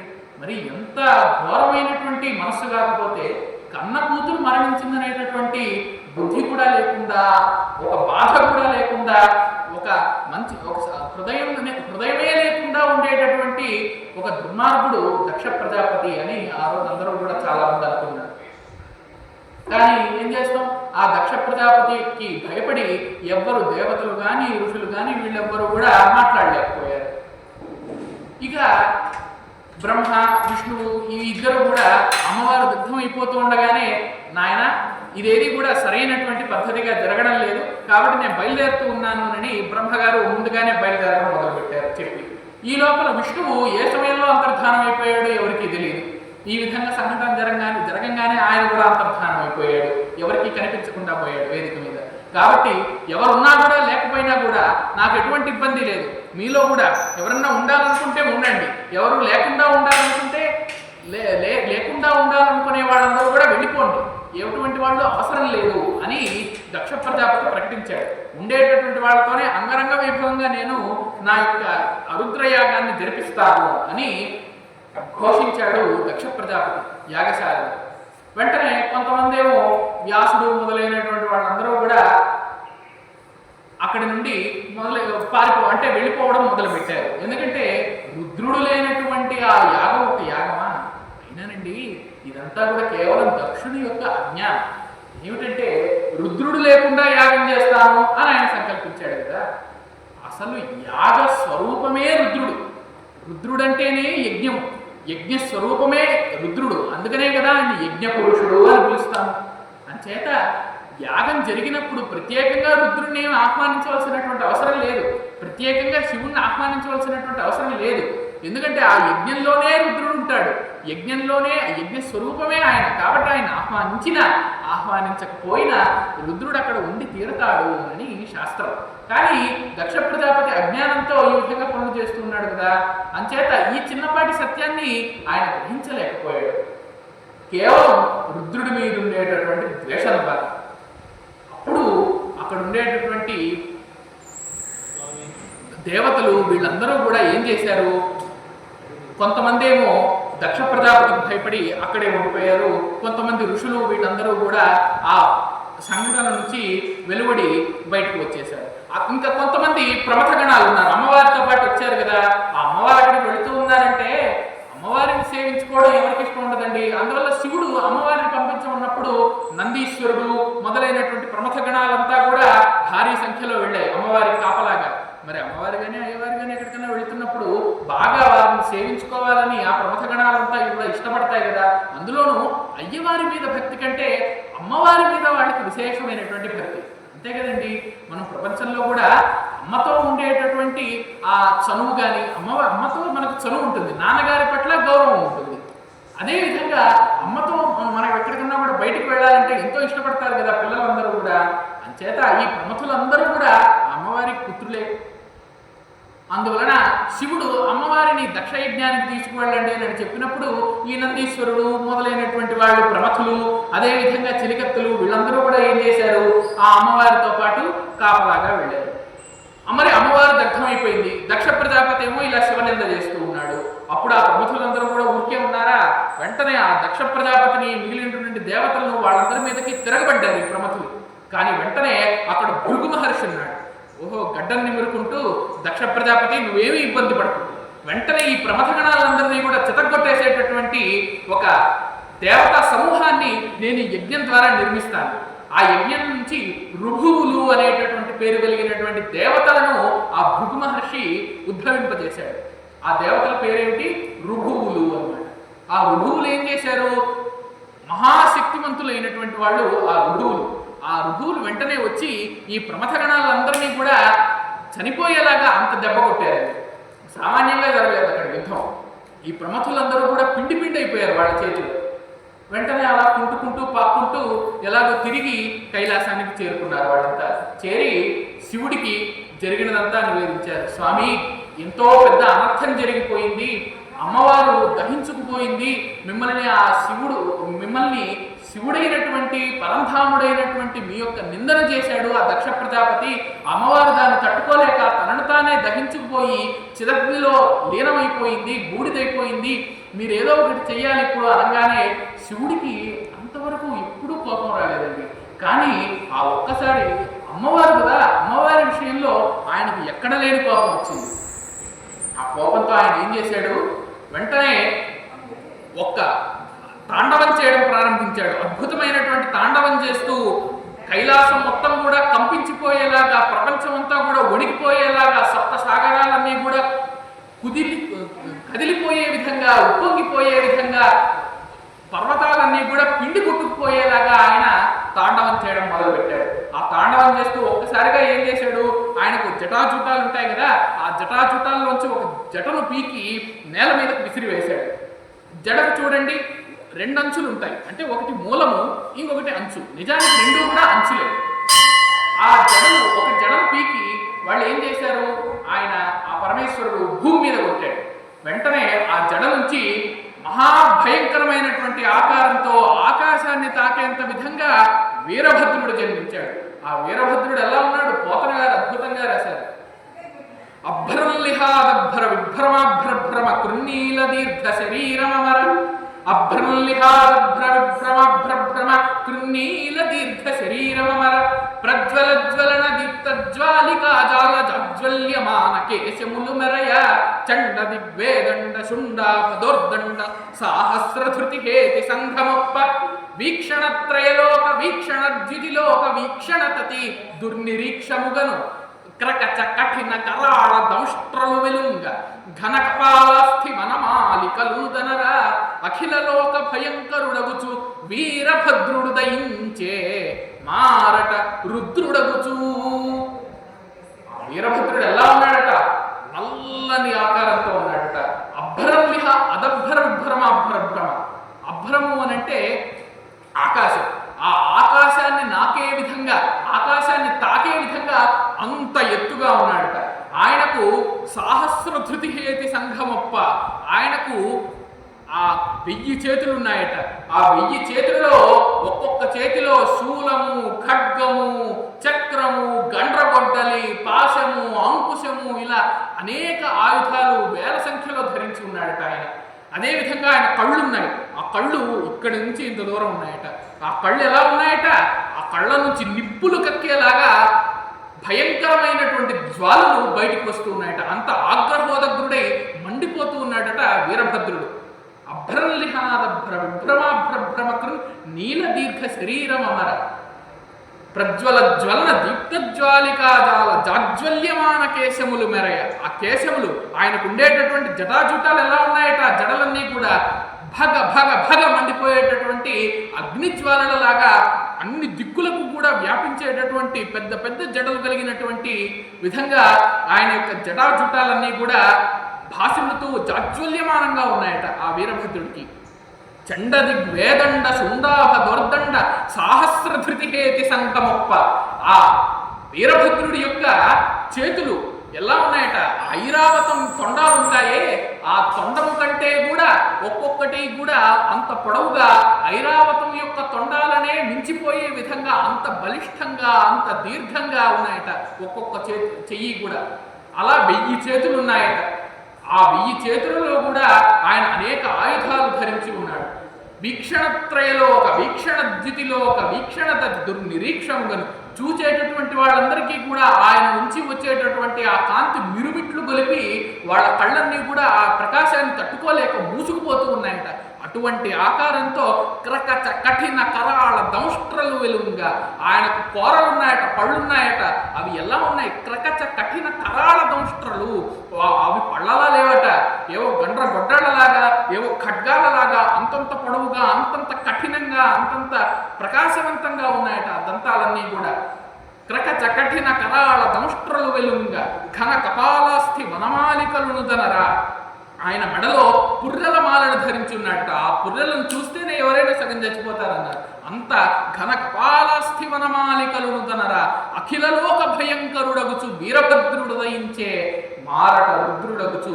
ఈ లోకాలన్నింటినీ కూడా భయంకరంగా తపింపజేసే విధంగా అంత క్రోధంతో అగ్రహోదగ్రుడై వ్యగ్రుడై రుద్రుడికి మరో రూపమా, ఈ పరమేశ్వరుడికే మరో రూపమా అన్నట్లుగా ఆ శివుడు ఉద్భవించాడట. ఆ పరమేశ్వరుడి అంశ చేత వీరభద్రుడు ఉదయించాడట.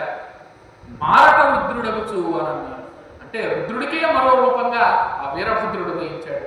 ఒక కొన చేత ఆ జడను కొట్టినప్పుడు ఒక కొన నుంచి, ఒక అంచు నుంచి వీరభద్రుడు ఉదయిస్తే ఇంకొక అంచు నుంచి భద్రకాళి ఉదయించిందట. కాబట్టి వెంటనే వీరభద్రుడు అన్నాడు, నమస్సులు స్వామి, పరమేశ్వర, నన్ను ఏం చేయమంటావు? ఈ భూమినంతా కంపింపజేయమంటావా? ఈ భూమిలో ఉండేటటువంటి సముద్రాలన్నింటినీ కూడా కాఫీ తాగినట్టు తాగేయమంటావా? ఈ సముద్రాల్లో కన్నిటికీ కులపర్వతాలు ఉంటాయే, పెద్ద పెద్ద పర్వతాలు, వాటన్నిటినీ కూడా క్షణాల్లో పిండి చేసి ఆ నీళ్లలో కలుపుకొని సముద్రపు నీటిలో నన్ను తాగేయమంటావా? లేదా దేవతలను అందరినీ కూడా బంధించి తీసుకురమ్మంటావా? లేదా ఏం పని చేయమంటావు చెప్పు, క్షణాల్లో ఇట్టే సాధించుకుని వస్తాను అని గర్వంతో పలకడం లేదు వీరభద్రుడు. ఇదంతా కూడా నీ అనుగ్రహంతోనే నేను చేయగలుగుతాను స్వామి, ఏం చేయమంటావో చెప్పు, నేను వెంటనే సాధించుకుని వస్తాను. అక్కడ సతీదేవిని హింసించినటువంటి వాళ్ళందరినీ కూడా చంపిరమ్మంటావా చెప్పు, వెంటనే చంపొస్తానంటే వెంటనే ఆ పని చేయి వీరభద్ర, నిన్ను అందుకే పుట్టించాను. అక్కడ ధర్మానికి విరుద్ధంగా, న్యాయానికి విరుద్ధంగా, బంధాలకు విరుద్ధంగా జరుగుతూ ఉన్నటువంటి ఆ అరుద్ర యాగాన్ని, అందులో పాల్గొన్నటువంటి వాళ్ళందరినీ కూడా చిత్తుగా ఓడించుకునిరా, నీకు నా అండదండలు ఎప్పుడు ఉంటాయి, నా ఆశీస్సులు ఎప్పుడు ఉంటాయని ఆ స్వామి అభయం ఇచ్చాడు వీరభద్రుడికి. వెంటనే వీరభద్రుడు బయలుదేరడం మొదలుపెట్టాడు. కానీ ఆయనకు సంశయం కలిగింది. మరి స్వామి, అక్కడ స్త్రీలు పిల్లలు ఎవరన్నా ఉంటే అప్పుడేం చేయాలంటే, వాళ్ళందరూ కూడా జీవాత్మలకు ప్రతీకలే, అక్కడ పాల్గొన్నటువంటి వాళ్లే, కాబట్టి వాళ్ళందరూ కూడా ఆ లెక్కలోకి వస్తారని స్వామివారు తెలియజేశారు. అదేవిధంగా ఇంద్రుడు మొదలైనటువంటి దేవతలందరినీ కూడా ఎవరిని ఉపేక్షించవలసినటువంటి అవసరం లేదు. ఆ అధర్మంలో పాల్గొన్నటువంటి ఎవరైనా సరే వాళ్ళందరికీ కూడా నువ్వు తగినటువంటి గుణపాఠాన్ని చెప్పి తీరాలి, వాళ్ళందరికీ కూడా నీ బలాన్ని చూపించి తీరాలి అని ఆ వీరభద్రుని ఆదేశించాడు రుద్రుడు. వెంటనే ఆ వీరభద్రుడు, భద్రకాళి ఇద్దరు కూడా కలిసి బయలుదేరడం మొదలుపెట్టారు. వాళ్ళందరితో పాటు ప్రమథులు వేల సంఖ్యలో, లక్షల సంఖ్యలో వాళ్ళ అనుచరులందరినీ కూడా తీసుకుని వెళ్ళడం మొదలుపెట్టారు. ఆ సందర్భంలో ఎన్నో రకాలైనటువంటి ఆ కైలాసంలో ఉండేటటువంటి ఎన్నో రకాల ప్రముఖులు, వాళ్ళ అనుచరులు, వాళ్ళందరూ కూడా శివుడి కార్యం కోసమని వీరభద్రుడితో దక్ష యజ్ఞానికి వెళ్ళడం మొదలుపెట్టారు. అప్పుడు అక్కడ యాగశాలలో యజ్ఞం చేస్తూ ఉన్నటువంటి ఆ దక్షుడికి ఏం జరిగిందట, ఒక్కసారిగా ఎడమ కన్ను అదిరిందట. ఎప్పుడూ కూడా పురుషుడికి ఎడమ కన్ను, అదేవిధంగా ఎడమ చెయ్యి, ఎడమ తొడ ఇవి అదిరితే అవి అశుభ సూచకాలు అని చెప్పబడతాయి. అదేవిధంగా ఆడవారికి కుడి భాగం, కుడి కన్ను కానీ కుడి చెయ్యి కానీ ఈ విధంగా అదిరినప్పుడు అవి అశుభ సూచకంగా మనం గ్రహించాలి. ఏదో రోగం ఉన్నప్పుడో ఏదో వణుకున్నప్పుడో అవి అదరడం కాదు. మామూలుగా ఏ రోగము లేనప్పుడు అంతా బాగున్నప్పుడు ఏదైనా ఇలా కన్ను అదిరిందనుకోండి, అందులోనూ విశేషించి పురుషుడికి ఎడమ కన్ను కానీ ఎడమ చేయి కానీ ఎడమ తొడ కానీ అదిరితే అది అశుభ సూచకంగా పరిగణించబడుతుంది. అందువల్ల ఆ దక్షుడికి ఒక్కసారిగా ఎడమ కన్ను అదిరిందిట, ఎడమ చేయి, అదేవిధంగా ఎడమ తొడ కూడా. కానీ దక్షుడు ఏమీ పట్టించుకోలేదు. అప్పుడు ఒక్కసారిగా తన చుట్టూ ఉండేటటువంటి పరిసరాలన్నీ కూడా భూకంపం వచ్చినట్టుగా వణకడం మొదలు పెడుతూ ఉన్నాయట. అప్పుడు అంతా చూస్తూ ఉన్నారు ఇటు అటు, ఏమైందబ్బా, ఇక్కడేమన్నా భూకంపం వస్తుందా, పక్కన ఏమన్నా వస్తుందా అని చూస్తే పక్కన ఎక్కడా రావడం లేదు, కేవలం యాగశాలలో మాత్రమే భూకంపం వస్తుంది. ఎందుకు అంటే ఎవరన్నా దొంగలు వస్తూ ఉన్నారేమో, దొంగలు ఏమన్నా ఇక్కడికి వచ్చి అపహరించుకుపోవడానికి ప్రయత్నిస్తూ ఉన్నారేమో అని కొంతమంది ఋషులు చెప్పారు. కానీ ఇంకొంతమంది ఏమన్నారు, ఇప్పుడు పాలించేటటువంటి రాజు ఎవరు, ప్రాచీన బరికి అనేటటువంటి రాజు. ఈ రాజు యొక్క కాలంలో, పరిపాలనలో ఎటువంటి దొంగలు ఉండరు. దొంగలుంటే ఆయన ఉపేక్షిస్తాడు అనుకుంటున్నారా? కాబట్టి వీళ్ళు ఖచ్చితంగా దొంగలు కాదు అని నిశ్చయించుకున్నారు. మరి ఎవరై ఉంటారు అని అంటే కొంతమందికి అప్పుడే అనుమానం వచ్చింది, వీళ్ళు ఖచ్చితంగా రుద్రభటులై ఉంటారు, రుద్రుడి యొక్క ప్రమథ గణాలై ఉంటారు. వాళ్ళు కనుక ఇక్కడికి వచ్చారంటే వాళ్ళని తట్టుకునేటటువంటి శక్తి ఎవరికి ఉండరో అందరూ కూడా చిత్తు అయిపోతారు అని అందులో కొంతమంది భావించి ముందుగానే కాస్త అక్కడి నుంచి జంప్ అయిపోవడం మొదలుపెట్టారు, వెళ్ళిపోవడం మొదలుపెట్టారు. అంచేత వాళ్ళంతా అప్పుడు ఏం చేశారు అంటే, ఏదేమైనా సరే ఎవరొచ్చినా సరే ఈ యాగం ఆగకూడదునని వెంటనే దక్ష ప్రజాపతి ఆ యాగాన్ని అలాగే కొనసాగించడమే చేస్తూ ఉన్నాడు తప్ప ఆయన అప్పటికీ కూడా బుద్ధి తెచ్చుకోలేదు. వెంటనే వీరభద్రుడు వచ్చాడు. వచ్చి రాగానే ఆ ప్రమథ గణాలంతా వీరభద్రుడి యొక్క సారథ్యంలో కొంతమంది దేవతలకు, కొంతమంది ఋషులకు, అందరినీ ఎవ్వరిని విడిచిపెట్టకుండా కొంతమందికి ముక్కులు గిల్లేశారు, కొంతమందికి చెవులు పిండేశారు, కొంతమందికి మూతులు అదిమేశారు, కొంతమందికి తలనే నులిమేశారు, కొంతమందికి చేతులు తీసేశారు, కొంతమందికి కాళ్ళు కొట్టేశారు. ఈ విధంగా ఒళ్ళంతా గొల్లైపోయే విధంగా ఆ ప్రమథ గణాలు, వీరభద్రుడు మొదలైనటువంటి వాళ్ళందరూ కూడా అక్కడ ఉండే వాళ్ళందరినీ చితకబాదేశారు, ఒక్కరిని కూడా వదిలిపెట్టలేదు. ఇక ఎక్కడరా దక్షుడు అని అన్నాడు వీరభద్రుడు. ఈ దక్షుడు బాబు మూలకెళ్ళి దాక్కున్నాడు. ఓరి నాయన, ఇదెక్కడి గొడవరా బాబు, వీళ్ళంతా కూడా ఇలా ప్రళయకాలంలో వచ్చేటటువంటి యమకింకరుల్లాగా ఉన్నారే, ఈ వీరభద్రుడు ఎవరో యముడిలాగా ఉన్నాడే, వీళ్ళు ఈ చుట్టూ ఉన్నటువంటి వాళ్ళంతా కూడా యమదూతల్లా ఉన్నారని భయపడిపోయాడు దక్షుడు. అయినా భృగు మహర్షి ఉన్నాడు కదా, ఈ భృగు మహర్షి సూచన మేరకు ఆ భృగు మహర్షి ఏం చేశాడు, దక్షుడికి ఎప్పుడు సహాయం చేయాలని ఆ యజ్ఞంలోంచి మళ్ళీ ఋభువుల్ని పుట్టించు హింసించడం మొదలుపెట్టాడు. ఈ ఋభువులు, ఈ దేవతలే వీళ్ళకు బుద్ధి చెప్తారు అని అనుకున్నాడు. కానీ ఈసారి వీరభద్రుడు మొదలైనటువంటి ప్రమథులందరూ కూడా శివుడి ఆజ్ఞతో, శివుడి అభయంతో వచ్చారు కదా, అందువల్ల ఈ ఋభువులు వాళ్ళని ఏమీ చేయలేకపోయారు. వాళ్ళు వచ్చి రాగానే చిత్తుగా ఓడిపోయారు ఈ వీరభద్రుడి సైన్యం చేతిలో. అంచేత వెంటనే ఆ వీరభద్రుడు అక్కడ ఉండేటటువంటి ఋభువులందరినీ కూడా చితకబాదేశాడు. మిగిలినటువంటి ఎంత దేవతలు, ఎంతమంది దేవతలు వచ్చినా కూడా వాళ్ళందరినీ కూడా విడిచిపెట్టకుండా ఆ ఋభువులందరినీ కూడా అంతం చేశాడు వీరభద్రుడు. ఇక దక్షుడొక్కడు మిగిలాడు. అక్కడ ఉండేటటువంటి దేవతలందరినీ కూడా వీరభద్రుడు ఒక్కొక్కరిగా సంహరించుకుంటూ వస్తూ ఉన్నాడు. అంటే దేవతలు కదా, మరి వారిని పూర్తిగా సంహరించట్లేదు. ఎందుకంటే అందులో వాళ్ళు కేవలం చూడ్డానికి పాల్గొన్నారు, కాస్త దక్షుడి మీద భయంతో పాల్గొన్నారు. అందువల్ల ఏం చేస్తూ ఉన్నాడు వీరభద్రుడు, ఏమయ్యా కుబేరుడు కనబడ్డాడు మనకు. కుబేరా, అతి దరిద్రుడిగా ఉన్నటువంటి నిన్ను బాగా సంపదలు ప్రసాదించి నీకు గొప్ప ధనాధిపతిగా నిన్ను ఈ స్థానంలో నిలబెట్టినటువంటి వాడు ఎవడయ్యా? పరమేశ్వరుడే కదా. అటువంటి పరమేశ్వరుడికి నేను స్నేహితుడిని అని చెప్పుకునే కదా నువ్వు తిరుగుతావు. ఈవేళ పరమేశ్వరుడికి వ్యతిరేకంగా జరిగేటటువంటి యజ్ఞానికి వచ్చి పాల్గొంటావా? నాస్తిక పార్టీలో వచ్చి చేస్తావా అని చెప్పి వెంటనే ఆ వీరభద్రుడు ఏం చేశాడు, ఆయనకు ముక్కుగిల్లేశాడు. వెంటనే ఈ భృగు మహర్షి మొదలైనటువంటి వాళ్ళు ఉంటారు కదా, వాళ్ళకి గడ్డం పీకేశాడట. ఆ భృగు మహర్షి గడ్డం నిమురుకుంటూ కదా, ఆహా దక్ష ప్రజాపతి అద్భుతంగా చేసావయ్యా అని పొగిడాడు దక్షుణ్ణి. అంచేత నీ గడ్డమే లేకుండా కానీ ఆ గడ్డం పీకేశాడట. ఆ గడ్డం పీకడం ఎలా పీకాడంటే వీరభద్రుడు గడ్డంతో పాటు ఇక్కడ ఉండేటటువంటి చర్మం అంతా కూడా చేసిందంటండి.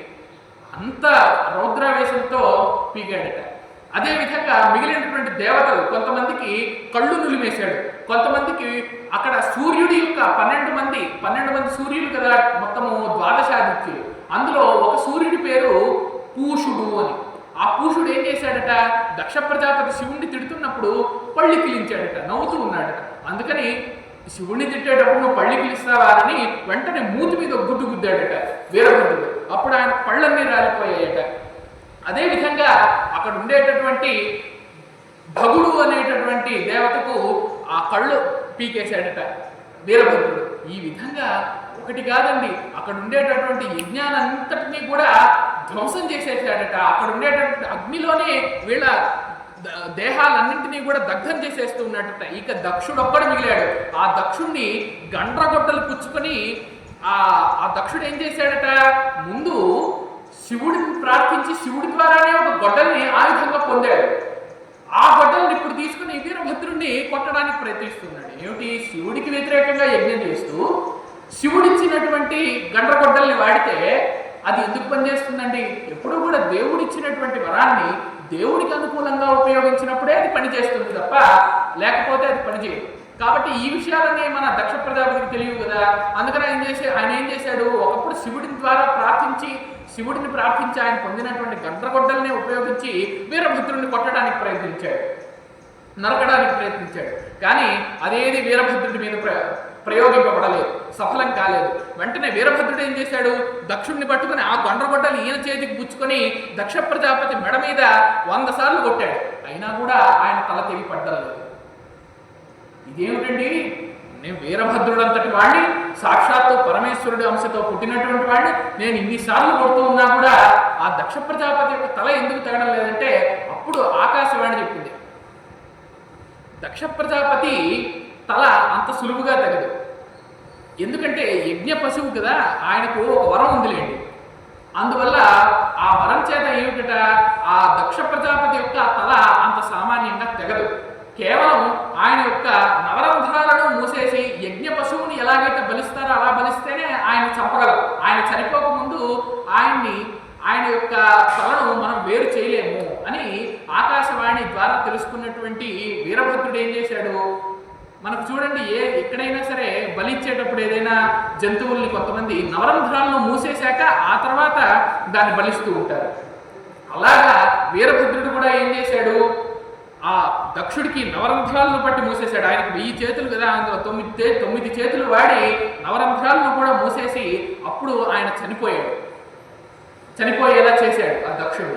ఆ దక్షుడు చనిపోయాక అప్పుడు ఆయన కసిదీరాగా కోపంతో ఆయన తలను నరికివేశాడు. ఆ దక్ష ప్రజాపతి తలను వీరభద్రుడు ఆ తలను తీసుకువచ్చి ఆ యజ్ఞకుండంలో ఆహుతి చేసేశాక అప్పుడు ఇంకా మహా కోపంతో అక్కడ ఉండేటటువంటి మిగిలినటువంటి యాగశాలను కానీ అందులో ఉండేటటువంటి సాధనాలను కానీ వాటిని అన్నింటినీ కూడా ధ్వంసం చేసేశాడు. ఈ విధంగా వీరభద్రుడు అంతా అంతం చేసేశాక దక్షుడు చనిపోయాక ఇప్పుడు మళ్ళీ శివుడి దగ్గరికి వచ్చారు వీళ్ళంతా. అయినా కొంతమంది దేవతలను సంహరించకుండా ఆ వీరభద్రుడు వదిలిపెట్టాడు కదా, కేవలం కొన్ని అవయవాలను మాత్రమే గాయపరిచి వదిలిపెట్టాడు కదా. వాళ్ళందరూ ఏం చేశారు, ఆ దేవతలందరూ బ్రహ్మగారి దగ్గరికి వెళ్ళారు. బ్రహ్మగారి దగ్గరికి వెళ్ళి, బ్రహ్మదేవ, ఈ వీరభద్రుడు శివుడి ద్వారా వచ్చి మొత్తం కల్లోలం చేసేసాడు, ఒళ్ళంతా గొల్ల చేసేసాడు, ఇల్లంతా పాడైపోయింది. మాకు చూడు, ఒకటికేమో ముక్కు లేదు, ఒకటికేమో కన్ను లేదు, ఒకటికేమో కాళ్ళు లేవు, ఒకటికేమో చేతులు లేవు, ఒకటికేమో పళ్ళు లేవు, ఒకటికేమో జుట్టు లేదు, ఒకటికేమో గడ్డలు లేదు. ఇలా ఒకటి కాదు, ప్రతి ఒక్కడికి ఏదో ఒక గాయాన్ని చేసి మా ఒళ్ళంతా కూలమైపోయేలాగా మా ఆరోగ్యాన్ని అంతా దెబ్బతీసేసి మాకు తీరని నష్టాన్ని మిగిల్చాడు ఆ వీరభద్రుడు. ఇప్పుడు ఏం చేయాలి మేము అనంటే, ఓ నాయనలారా, ఆ శివుడే యజ్ఞస్వరూపం. అటువంటి యజ్ఞస్వరూపమైనటువంటి శివుడి యొక్క మాహాత్మ్యానికి పేరుకు వ్యతిరేకంగా ఎవరైతే యజ్ఞాలు చేస్తూ ఉంటారో అటువంటి వాళ్ళ యజ్ఞాల్లో పాల్గొనడం తప్పు. అంచేత ఆ యజ్ఞాలన్నింటినీ కూడా మనం ప్రోత్సహించకూడదు, శివుడికి వ్యతిరేకంగా జరిగే వాటిని. కానీ మీరేం చేశారు, వాటిలో పాల్గొన్నారు. అది మొదటి పాపం. ఇక రెండవది, దక్ష ప్రజాపతి యజ్ఞాన్ని చేస్తూ ఉండగా శివుడిని నిందించాడు, అయినా మీరు నోరు మెదపలేదు. అది రెండవ పాపం. ఈ పాపాలన్నీ కూడా మీకు మీరే చేసుకున్నవే. అంచేత దీనికి వీరభద్రుడిని నిందించి కానీ శివుడిని నిందించి కానీ ఎటువంటి ప్రయోజనము లేదు అని బ్రహ్మగారు చెప్పారు. మరి బ్రహ్మదేవ, మా అందరికీ ఇప్పుడు పరిస్థితి ఎలాగా, మా పాపం అంతా పోయేది ఎలాగా, మేము మహాపాపం చేసాం, సరే నిజమే, మరి మా పాపం పోయేది ఎలాగంటే, ఓరి వెర్రివాళ్ళారా, మీకు ఇంకా అర్థం కాలేదా, కేవలము శివశివ హరహరానంత మాత్రం చేతనే కరుణించేటటువంటి భోళాశంకరుడు, భక్త వశంకరుడు, పాలిత సర్వకింకరుడు ఆ శంకరుడు. అటువంటి శంకరుణ్ణి వెళ్ళి ప్రార్థిద్దాం. ఆ అక్కడే మనందరికీ కూడా దిక్కు. ఎవరికైతే వ్యతిరేకంగా మీరందరూ కూడా యజ్ఞంలో పాల్గొన్నారో అటువంటి ఆ శివుడి దగ్గరికే వెళితేనే ఆయన మిమ్మల్ని రక్షిస్తాడు అని అక్కడ బ్రహ్మదేవుడు దేవతలందరికీ కూడా ఆదేశాన్ని ఇచ్చాడు. సరే, ఈ దేవతలందరూ కూడా విష్ణువుని వెంట పెట్టుకుని వెళ్ళారు. ఎందుకంటే విష్ణువు శివుడు ఒకే స్వరూపం కదా, ఆయనంటే ఈయనకిష్టం, ఈయనంటే ఆయనకిష్టం. అంచేత విష్ణువుని కూడా వెంట పెట్టుకుని వెళితే ఇక శివుడి కరుణకు చెప్పేది ఏముంది, పాహిమాం ప్రభు అన్నంత వెంటనే అక్కడ వాళ్ళందరూ కూడా రక్షింపబడ్డారు శివుడి చేత. వెంటనే వాళ్ళందరికీ కూడా వాడు ఇచ్చాడు. పళ్ళు ఊడిపోయినటువంటి ఆ పూషుడికి సూర్యస్వరూపానికి నీకు యజమాని యొక్క పళ్ళే వచ్చి, ఎవరైతే నీ గురించి యజ్ఞం చేస్తారో వాళ్ళ పళ్ళే వచ్చి నువ్వు నైవేద్యాన్ని స్వీకరించుగాక అని వరం ఇచ్చాడు శివుడు. అదేవిధంగా భగుడు అనేటటువంటి వాడికి కళ్ళు పీకేశాడు అన్నాడు కదా వీరభద్రుడు. ఆ సందర్భంలో ఆ భగుడు అనేటటువంటి వాడికి ఎక్కడెక్కడైతే యజ్ఞం జరుగుతుందో అక్కడక్కడల్లా యజమాని కళ్ళ ద్వారా నువ్వు చూడగలుగుతావు, ఆ యజ్ఞాన్ని ఆస్వాదించగలుగుతావు, సంతృప్తుడు కాగలుగుతావు అని ఆయనకు వరం ఇచ్చాడు.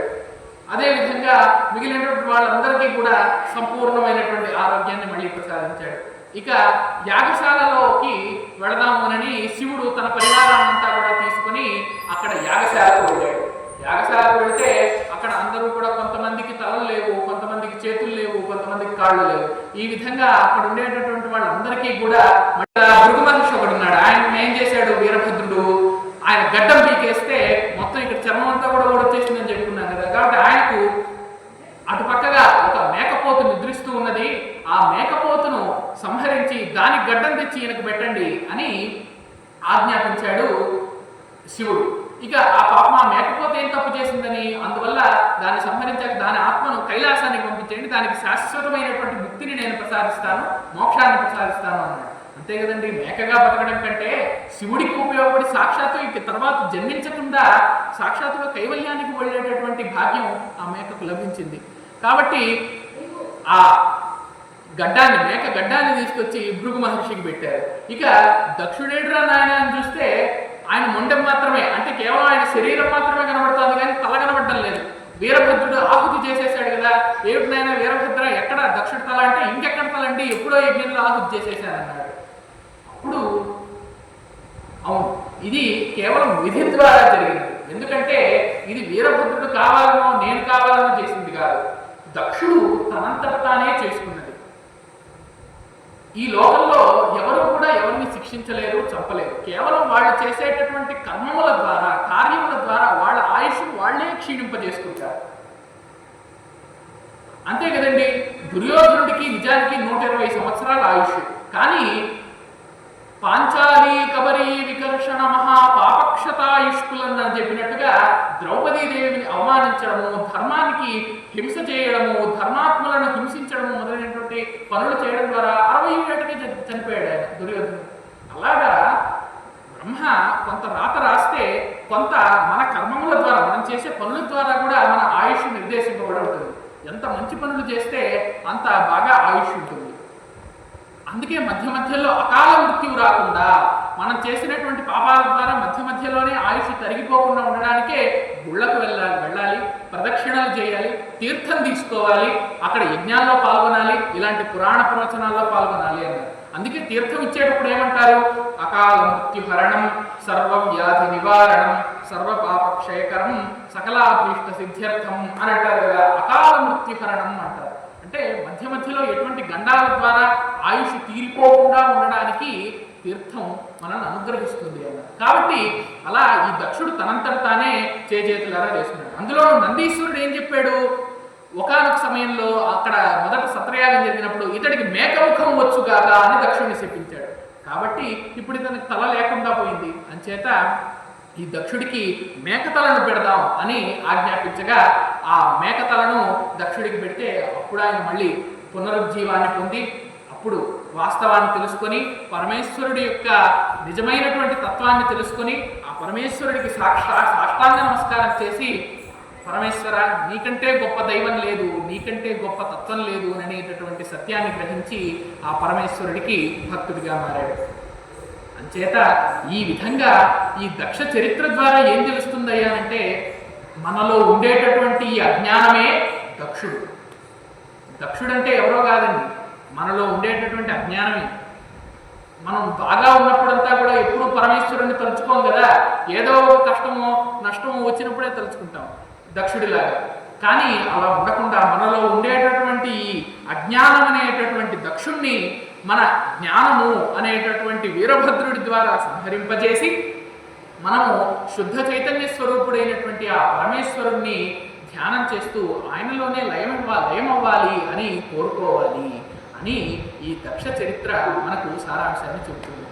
అంచేత ఈ దక్ష చరిత్రను చెప్పినటువంటి వాళ్ళు కానీ విన్నటువంటి మీ అందరూ కానీ ఈ దక్ష చరిత్రను పఠించినటువంటి వాళ్ళు కానీ వీళ్ళందరికీ కూడా మంచి కీర్తి, ప్రతిష్ట, ఆయుష్, ఐశ్వర్యము, పరమేశ్వరుని అనుగ్రహము కూడా కలుగుతాయి అని శివపురాణంలో చెప్పబడింది.